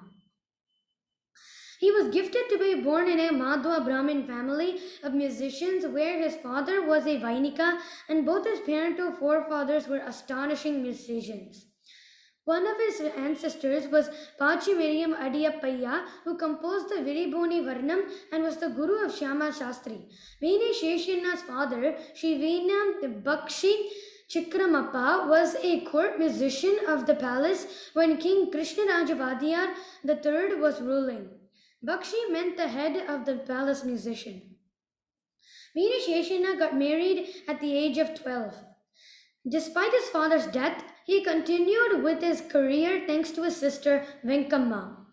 Since when he was 5 years old, he received many gifts from the king for his talents. His gurus were Sri Mysore Sadashiva Rao and Sri Veene Venkata Subbaya. At the age of 25, he began giving concerts and performing outside of Mysore. He earned many appreciations and excelled in singing and playing the veene. He became a court musician and composed one of his most famous compositions, the Century Tillana, in praise of Chama Rajendra Vodiyar. Once a person named Maula Baksh came to the Mysore court and played the Jalatarangam. Inspired by that, Veene Sheshanna mastered the Jalatarangam in one night. As he continued his career, he was invited to the courts of Baroda and Darbar in Delhi, and his fame spread like a forest fire. His extraordinary performances. Mysore Sheshanna wrote 53 compositions which were Swarajatis, Padas, Javalis and Tillanas. In every composition, his signature was Shesha, Sheshadasa or Sheshagirisha. His Behak Tillana was on the Mysore kings. His Tillanas in Hindustani ragas showed his knowledge in Hindustani music. Now I'm going to play a famous composition of Veene Sheshanna called the Century Tillana.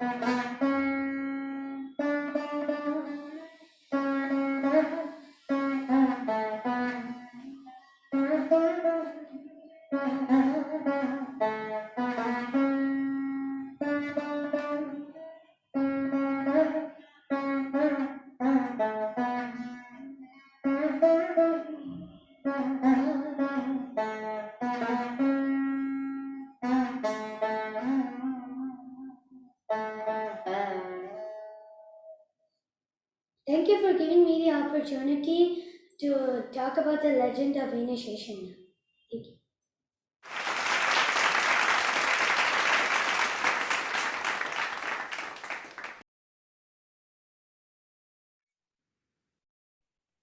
So women in STEM has been a topic gaining a lot of traction, especially in recent years.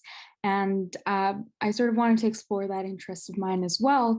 And so I started my podcast all about her, where I interview women in STEM and kind of use that as an opportunity to learn about women in these various different fields, ranging from NASA scientists who send rovers to space to climate scientists who analyze weather patterns. And so this kind of, I guess, sparked in me another interest while I was thinking about what I wanted to do for my Vijayadasami presentation this year, about whether I could kind of tie this in, and rather than exploring how women have shaped STEM, explore how female composers have shaped Carnatic music over the years.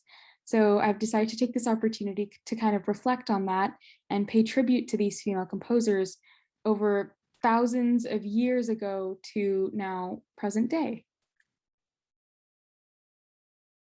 So one of the first female composers that kind of comes to mind is Andalan. She's actually widely considered the first female composer in Carnatic music. And not only that, she's the only female alvar. And so I thought it would be perfect to play a part of one of her tirupaves in honor of her compositions. And so I hope you enjoy Male Manivanna.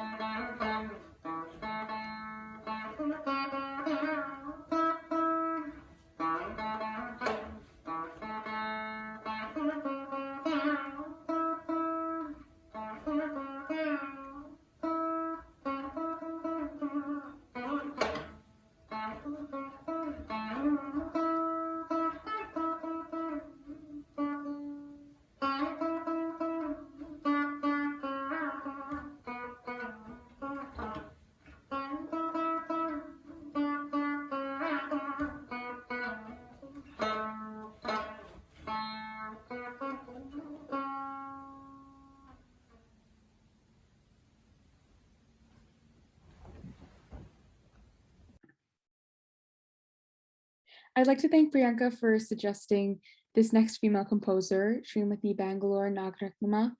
Not only was she a female composer, though, she was also an activist for the rights of women to be able to sing and participate in these various activities that they often weren't allowed to participate in Carnatic music.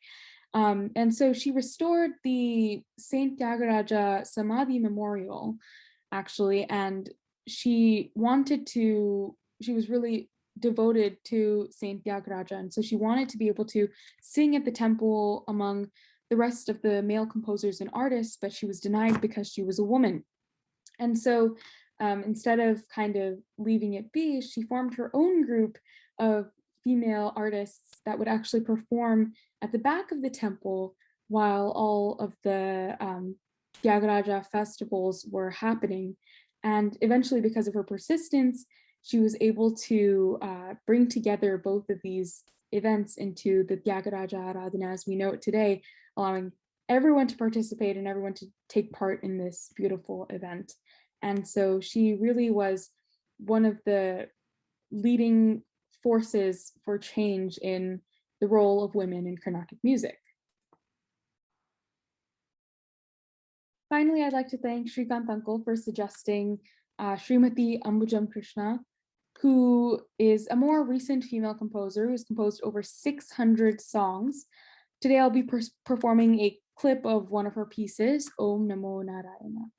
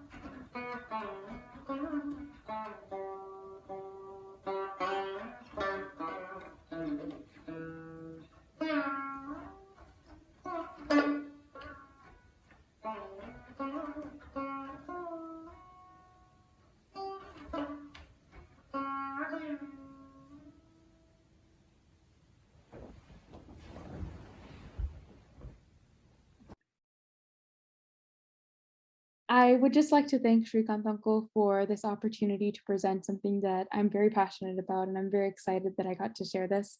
And thank you everyone for listening.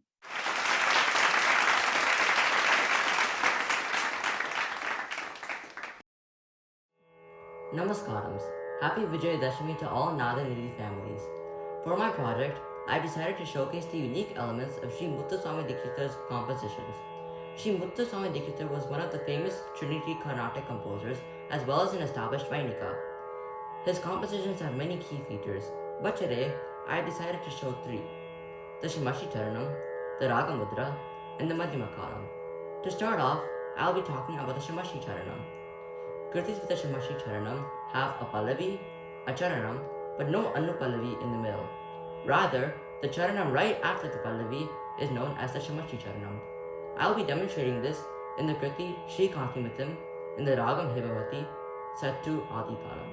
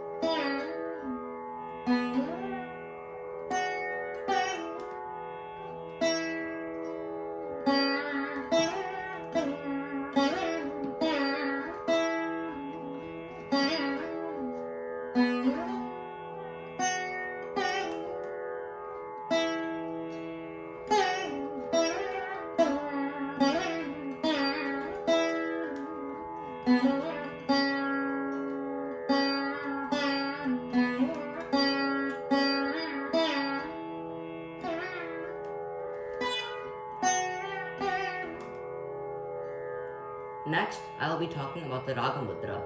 In Dikshitar Kritis, the Raga Mudra is the implementation of the Ragam name in a particular phrase of the song. In this case, the song is Kamakshi Kamakoti in the Raga Samedra Madhyamam. However, this time the Dikshitar school decided to implement a different name of the Ragam in the song. The different name is known as Sumaditi. This is implemented in the phrase Go Mari Kusumaditi.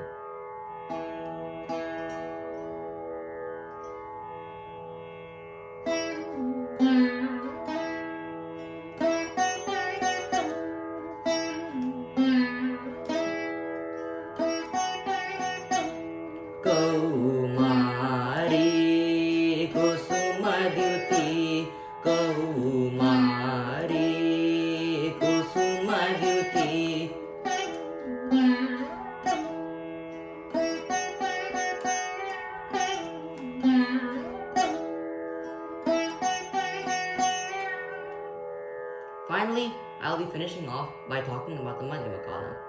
The Madhyama Kalam is a particular segment towards the end of any section of the song that is sung or played at 2 times the speed of the original song.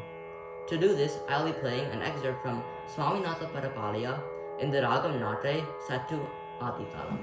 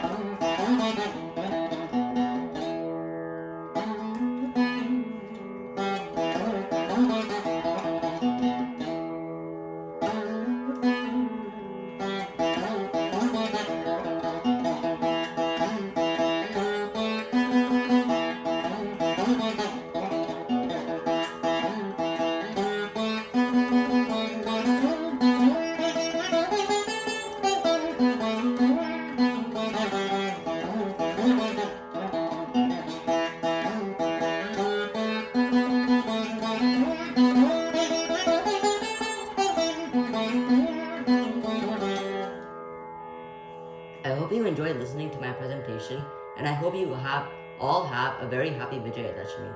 Thank you.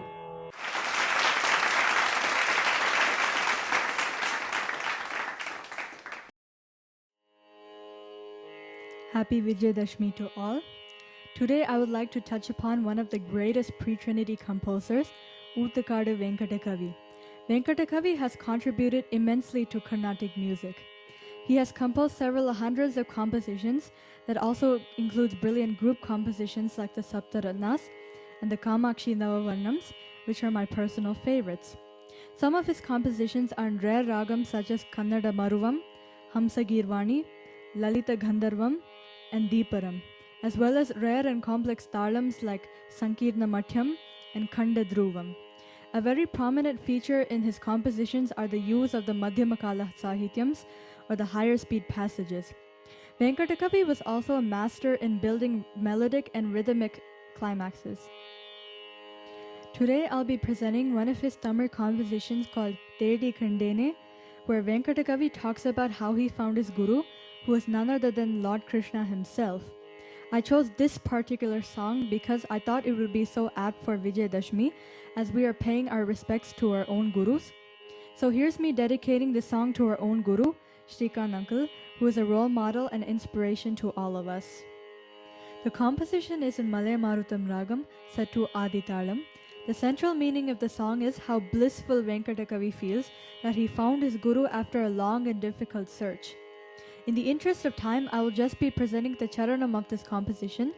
Not surprisingly, the Madhyamakalam portion of the charanam is also where Venkatakavi reveals who his guru is as a grand finale. He says, Vanamum bhuviyum iradi alanda madhavanivaninnarindene. I understood that my guru is none other than Madhava, the Supreme Lord who measured this whole world in his Vamana avatara. Madimukha manad manamodu vandena matridavum atranene. I don't have to seek anything else now that I saw the beautiful moon face.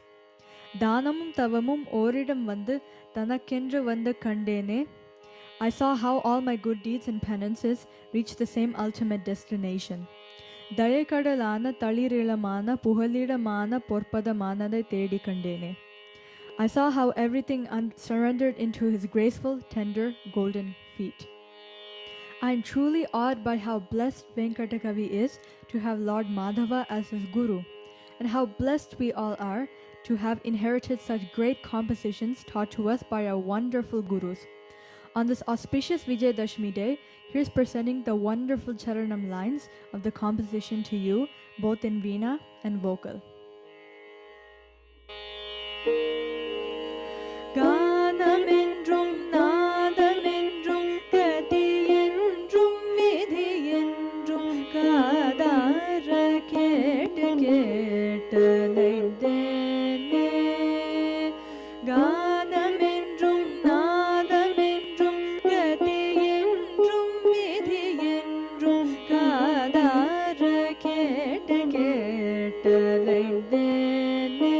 Yadayo kadara ketalaindene. Yanam yenin ninnavendriyad veenah nanendrum pei pidithalaindene.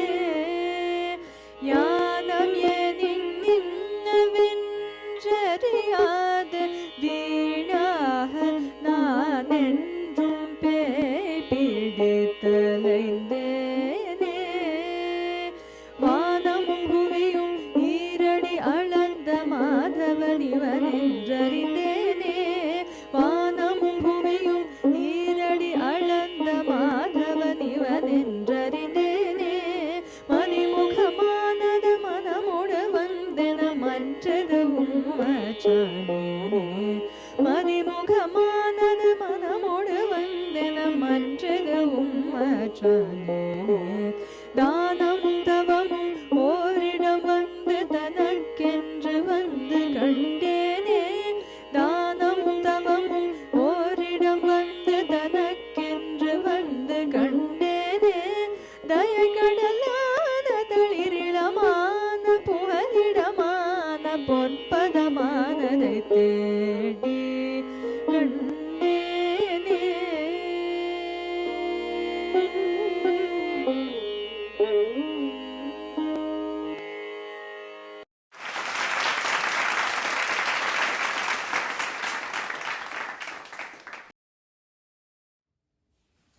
Namaste.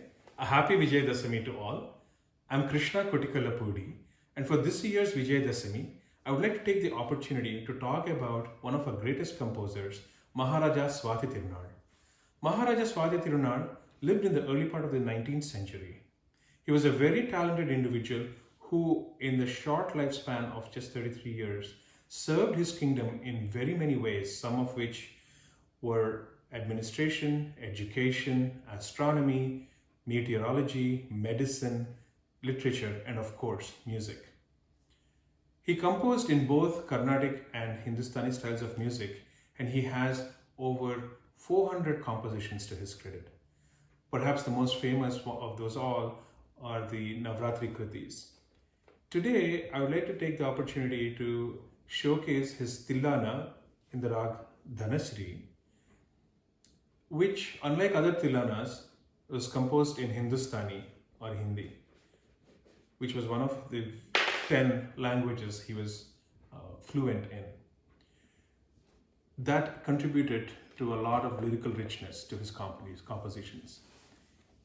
In that tilana, the Pallavi goes, Geet dhunuko takadhim nadrkitatom nachi rahi gori ta tathai tai tathai tirakitom. Meaning, the fair maiden dances to the tune of the song. His compositions had the mudra or signature Padmanabha or its synonyms like Sarasijanabha, which you can see in the charanam of this kriti or this tilana. He says, Padmanabha tumhari leela kya kahun main savro, taap sankat sharan ayo so hamaro tum haro. Meaning, O dark-hued one with a lotus in the navel, which is O Padmanabha, what can I say about your divine antics? We come to you refuge with our difficulties and sorrows to ask you to remove them. I'll be playing these two parts of the Tilana, and I have an alternate version of the Charanam, which was composed by our Paramaguru, Sri Lalgudi Jagan.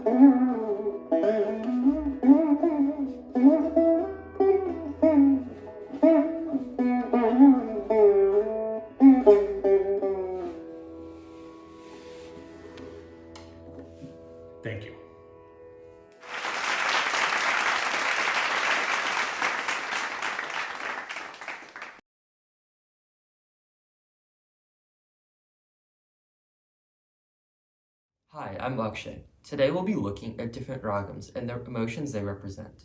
Each ragam represents some type of emotion, but some are stronger than others. I'll be looking at two and how the characteristics of each help bring about a certain emotion. Nalinaganti is a great example of a ragam that brings about a strong emotion. In this ragam, the emotion is positive and energetic. It uses many phrases that show this. A lot of lines have the notes sagarima and panisa in a row. In addition, the pa combined with the high ni makes it bright.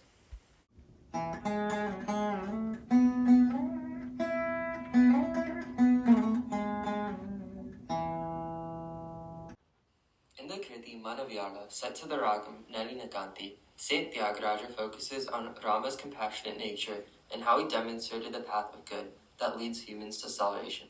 Its rasa is Adbhuta, which represents wonder. A lot of lines have a large amount of notes that are played quickly, which adds to this effect. Here's an example of certain lines in the ragam. All of them have these characteristics. I'll now play the Pallavi of Manavyala.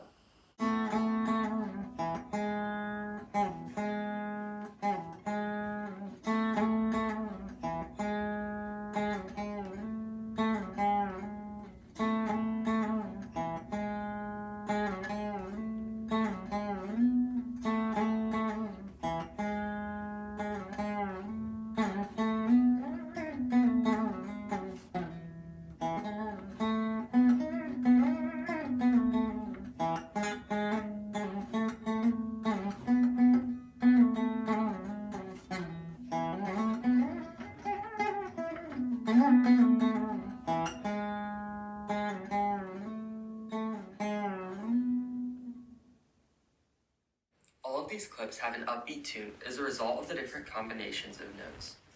Another example of a ragam that brings about emotion is Nasika Bhushani. It has more of an eerie feel. The reason for this is because Nasika Bhushani is a Vivadi ragam that has a Shat Shruti Rishabam, which is unlike many other ragams.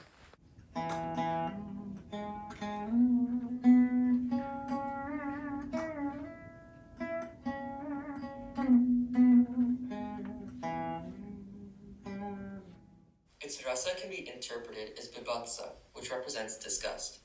It's considered eerie because the note is so unexpected, in addition to the fact that many of the songs are played at a slower pace.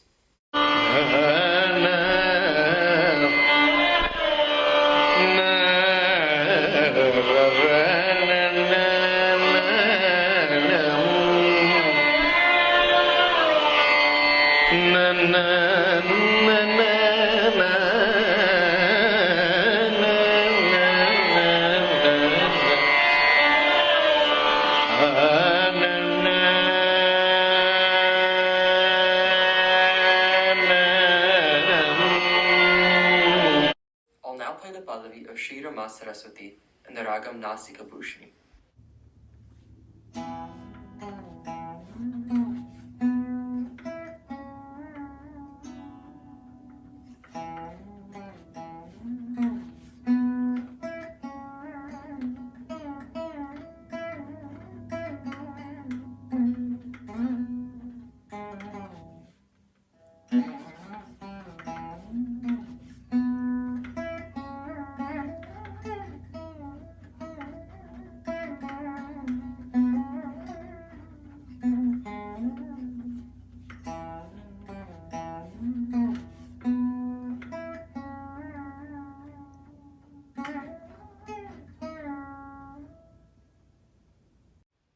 Notice how these clips give off a creepy and strange feeling because of the high read and the slow lines.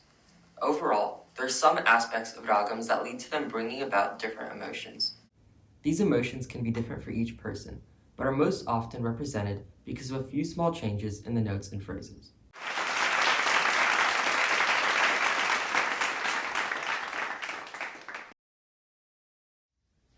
Hello everyone. Today, I will be talking about the correlation between ragam and interpretation. Many songs are done in different ragams depending on the padandaram or musical style. The different ragams bring out the different interpretations of the meaning of the song.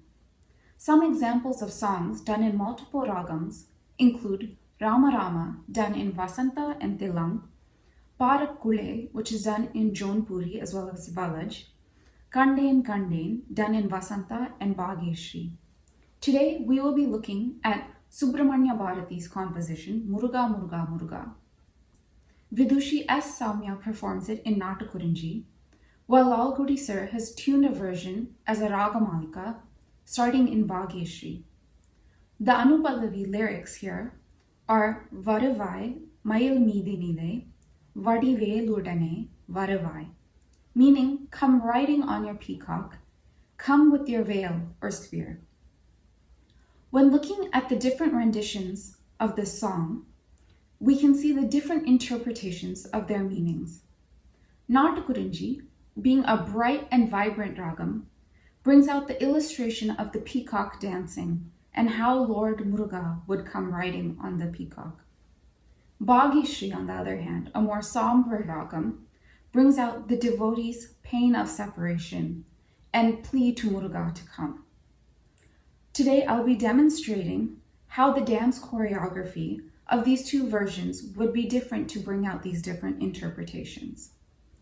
In Natakurinji, we see a visual representation of the peacock dancing. In Bhageshri, the devotee calls out to Muruga, saying, "Why are we separated, O Muruga?"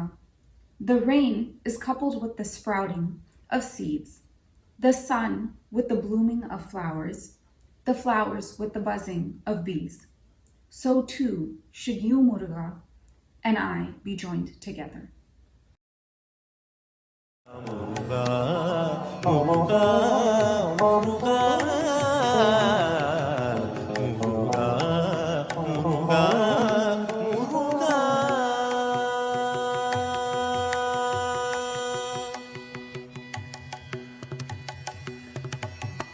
வருவாய் மயில் மீதினிலே வடிவேலுடனே வருவாய் வருவாய் மயில் மீதினிலே வடிவேலுடனே வருவாய் வருவாய் மயில் மீதினிலே வடிவேலுடனே வருவாய் வருவாய் மயில் மீதினிலே வடிவேலுடனே வருவாய்.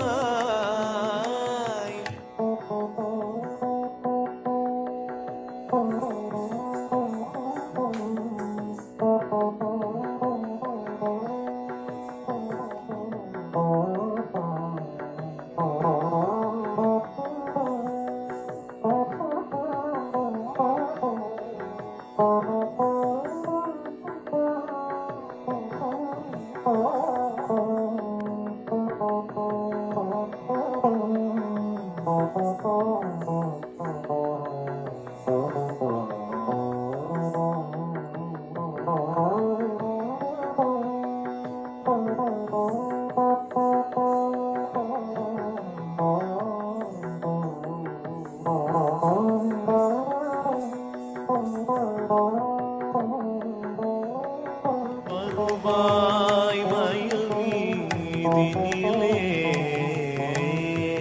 வடிவேலுடனே வருவாய் வருவாய் மயில் மீதினிலே வடிவேலுடனே வருவாய்.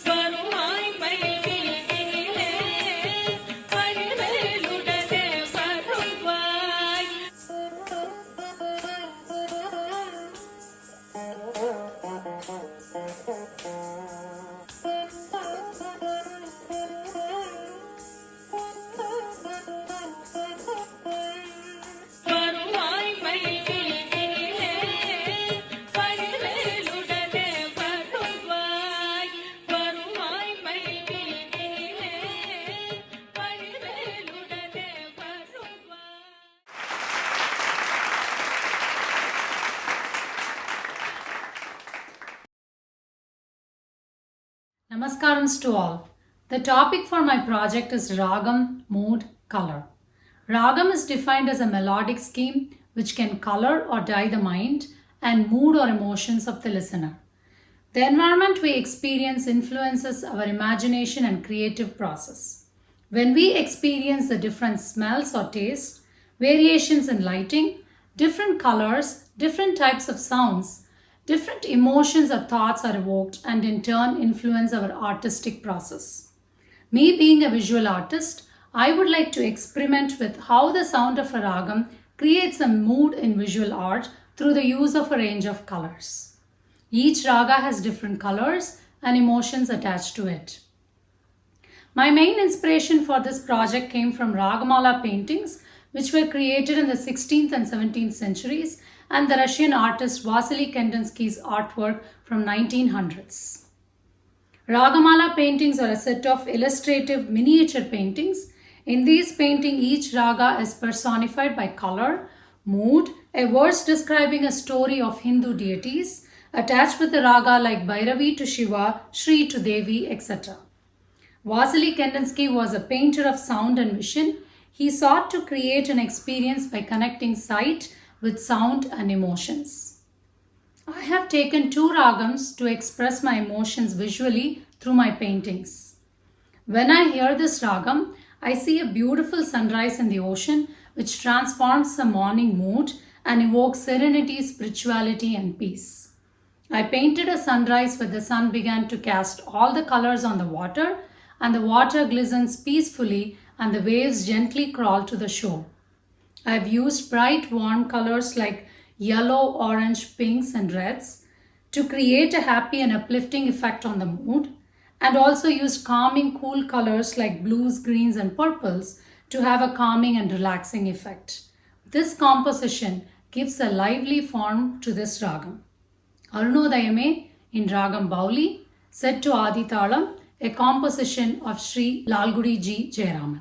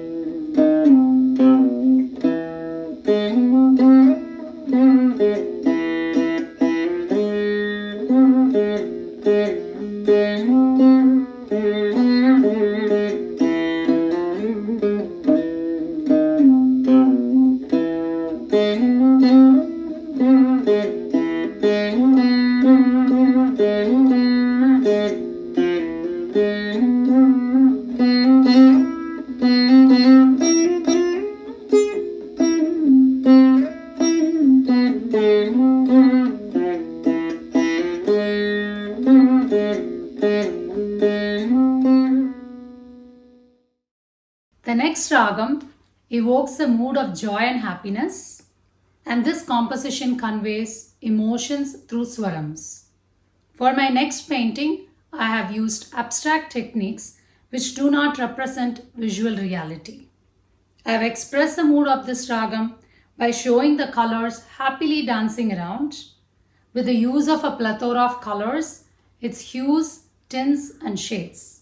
Chitti Babu notes in Ragam Kuntala Varali, set to Adi Talam.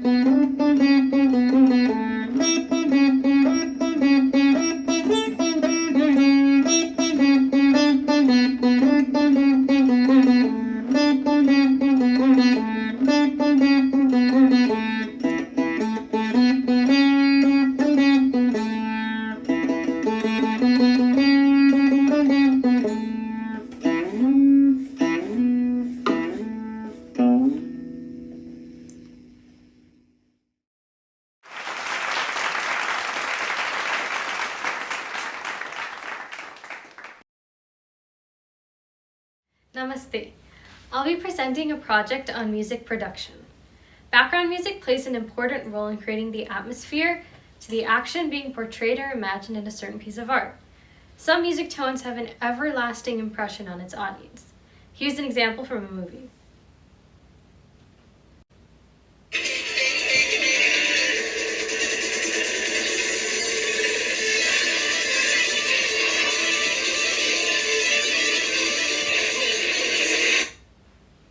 What do you think this music shows? Yes, just by listening to the music, one can infer that it's from an action movie. This is the title track from the Hindi action thriller Dhoom. Here's another example.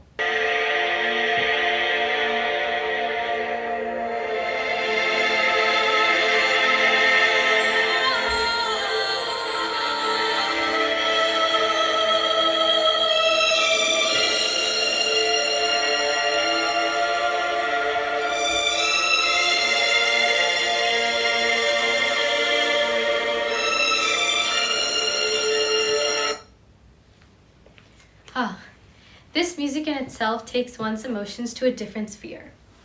It is from the Hindi movie Black, focused on the specially abled individuals in our society. Inspired by some of these pieces of music, I've attempted to create my own original music depicting what it would have been like for the several people, especially the vulnerable populations who got isolated after being affected by the coronavirus pandemic. I've used tones of loneliness and solitude that resulted from being deprived of family comfort.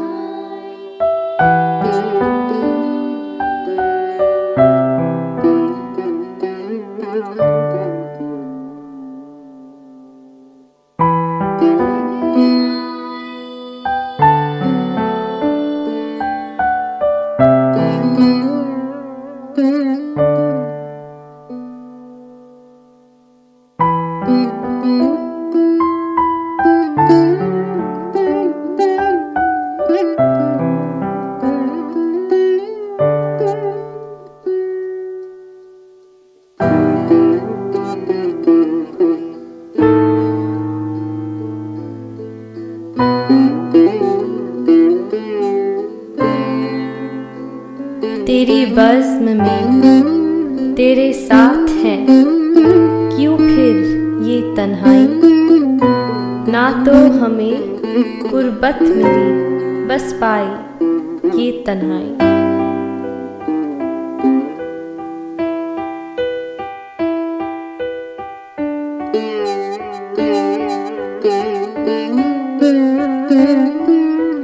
जिंदगी तेरे नाम की तुझ में है जा समाई, हर आलम में फिर क्यों छाई ये तन्हाई।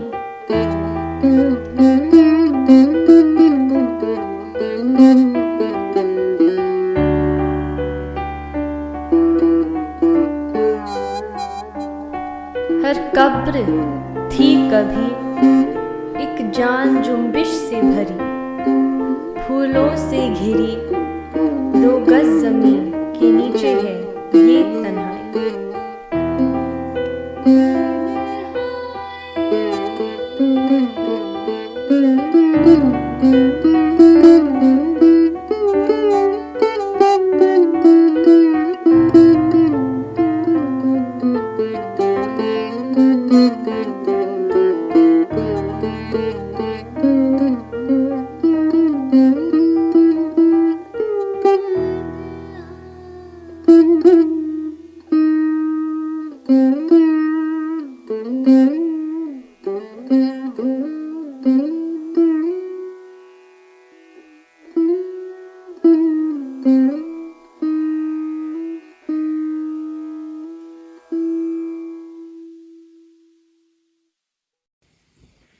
Thank you to Shrikant Uncle for pushing my creative side especially, and guiding me and supporting me throughout this project and many more.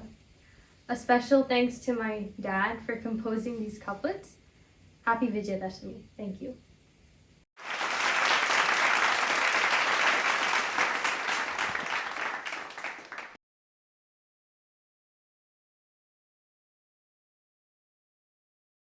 Hi everyone, for my Vijayadasami project, I decided to do the differences and similarities between music on the veena versus music on the piano. The reason why I decided to do this project is because I've been playing both for a long time now and I wanted to see the connections in between them and how they both interconnect. For the first part of this video, I will be going over 4 techniques on veena that we can emulate on piano. These 4 techniques will be gamakams, slides, jantes, and brigas. For gamakams, there's no clear emulation on the piano because veena has notes that are in between some of the piano keys, and essentially you can't play those notes on the piano, so you can't have a perfect emulation. You'll see that in the following videos.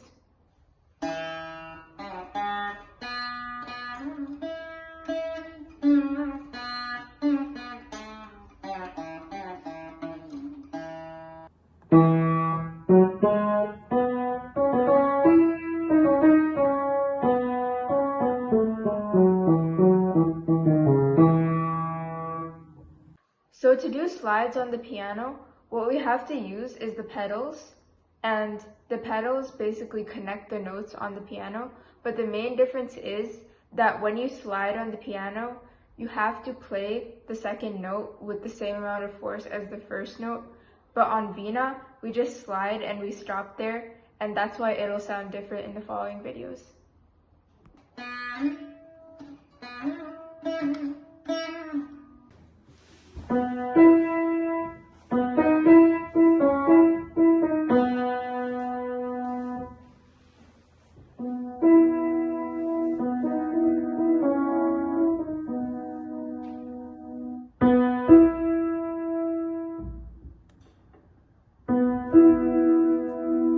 Next, we're going to go over jantes. So for jantes on the piano, what I basically did is that I played the second note louder than the first time I played it, and that's how you mimic the hitting motion on the veena. You'll see that in the following 2 videos.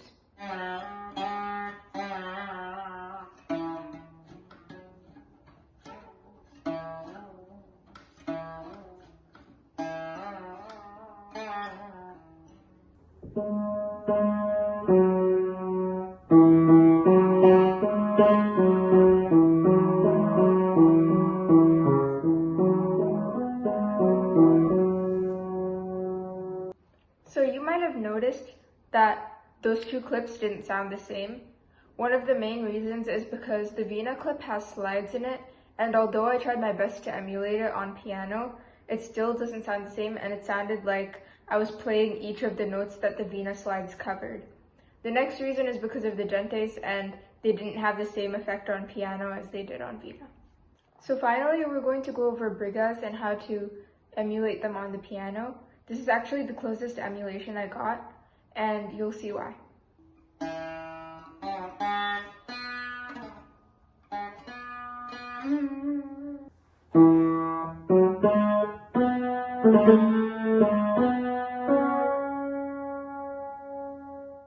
So we're done with that section, and now we're going to move on to things on piano that we can emulate on veena.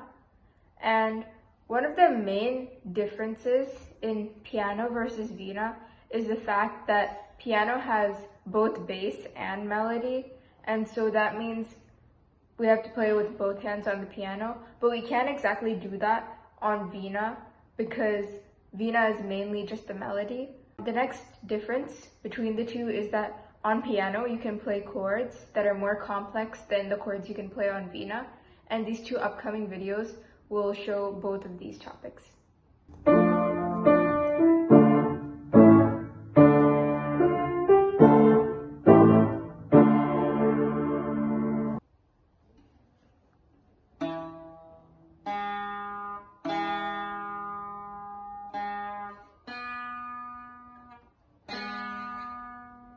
So overall, this project was really helpful for me to understand the differences between veena and piano and how they associate, and how one could help the other because I know that Veena has helped me with piano and vice versa, specifically because of the rhythms and the similarities between them. I hope you enjoyed this video. I hope you learned something new, and I would just like to say thank you to my guru Sri Kancharya uncle for allowing me this opportunity and letting me do this fun project.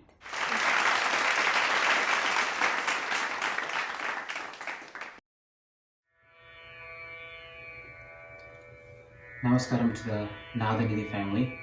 Excited to have this second online virtual Vijayadasami with all of you.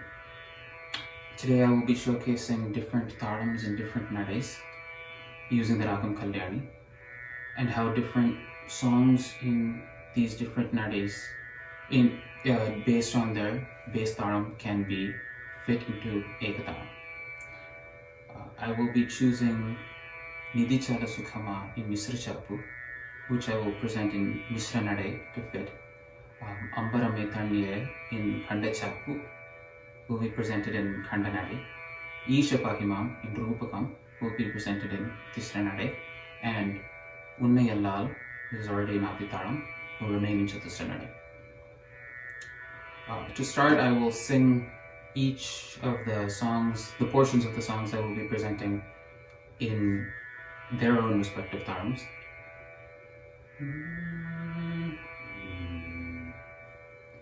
Nidhi Chala Sukhama Ramuni Sannidhi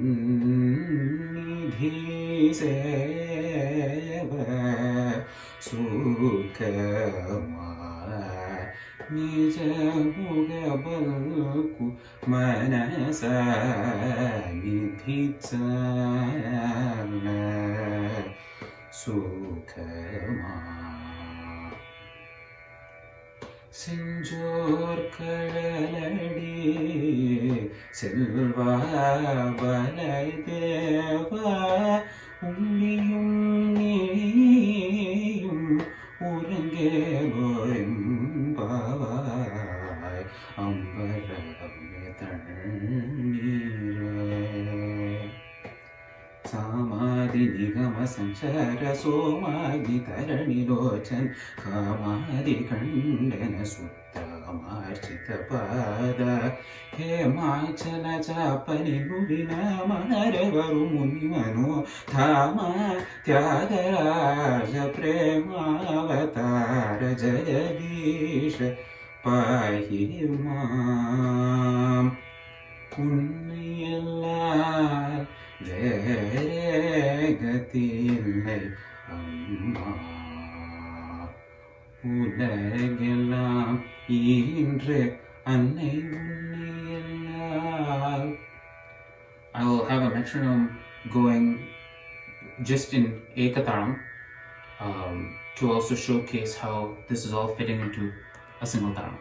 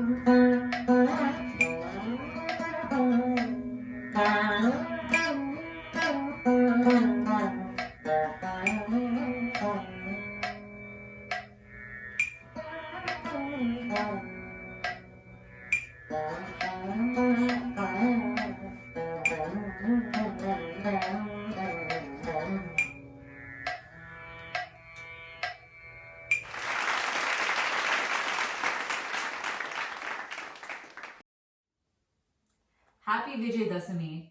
In the last year and a half, I have often turned to nature to revive my spirits, to cheer myself up, and to remind myself of the present moment. So when Shrikant Uncle brought us this project for Vijayadasami, I immediately thought about what the connection between Carnatic music and nature is. And actually, we don't really have to go too far to find that connection, because the entire system of music that Carnatic music is based on, the Saptaswaras, all originate from the sounds of nature, from various animals and birds. Yes. That's the Shadjam. It comes from the sound of a peacock. The Rishabam is originated from the sound of a bull. Gandharam is from the goat. Madhyamam is from the crane. Panchamam is from a cuckoo.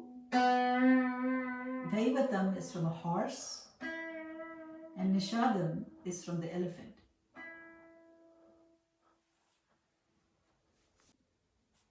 As we continue to think about this, we were intrigued by one of the largest animals on earth, the whale, and we started listening to whale songs and whale music and came up with some very interesting musical sounds, as well as, and we learned some interesting facts too.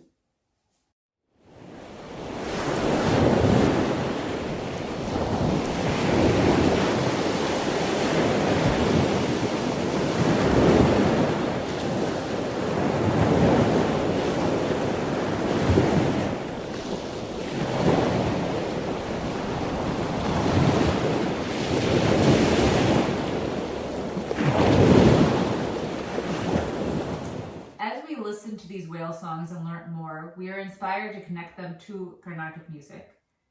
So we're going to play you a few of these whale songs and do some alapana to them. And we'd love to hear what you think as you hear these songs and what they make you think of.